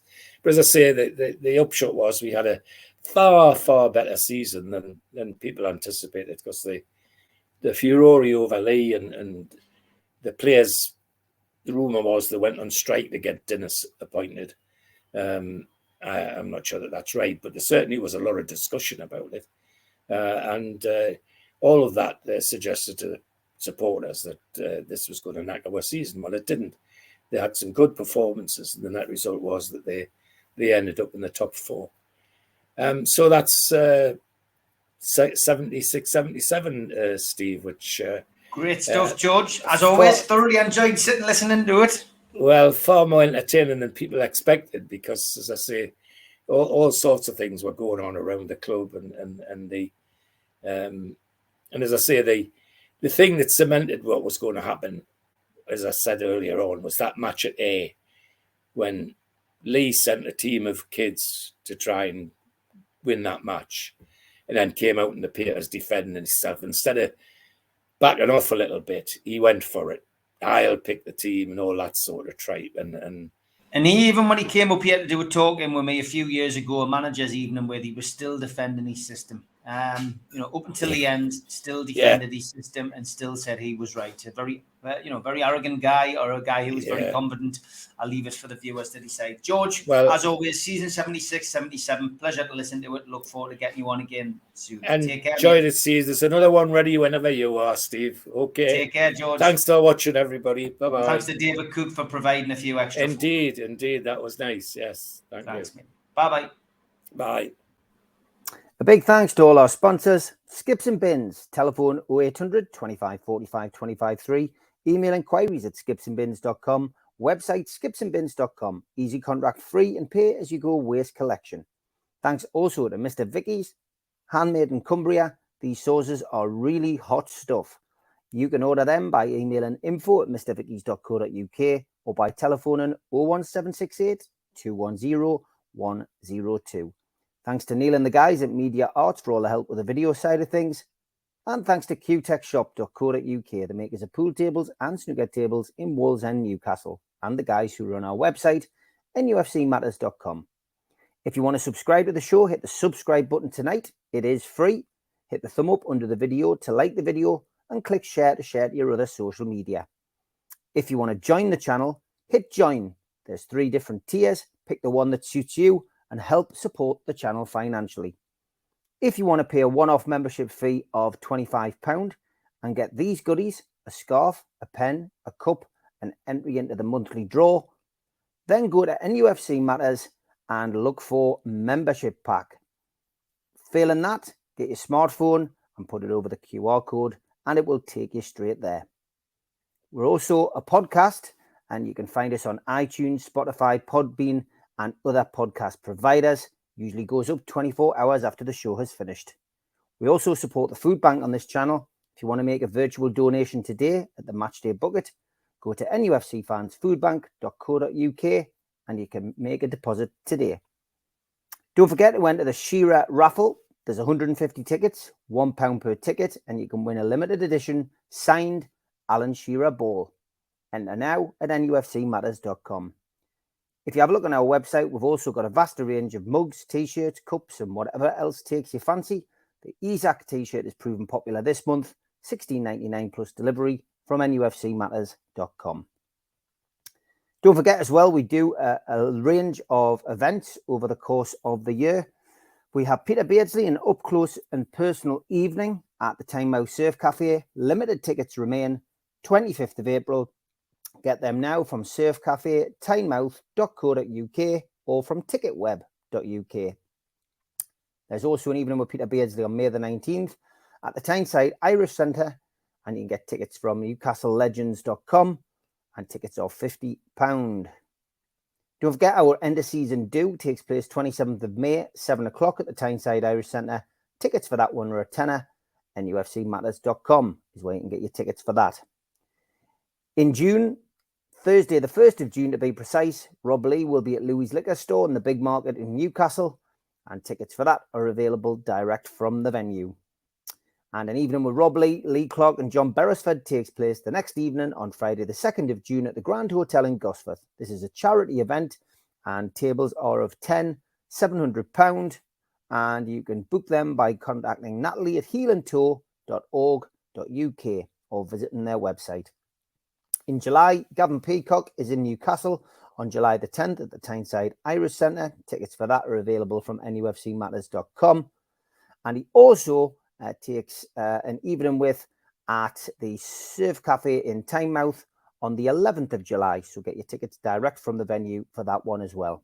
And if you're a boxing fan, the Night of Champions, Ricky Hatton, Frank Bruno, Nigel Benn and Joe Calzaghe takes place at the Fed, and that will be taking place on the 16th of June.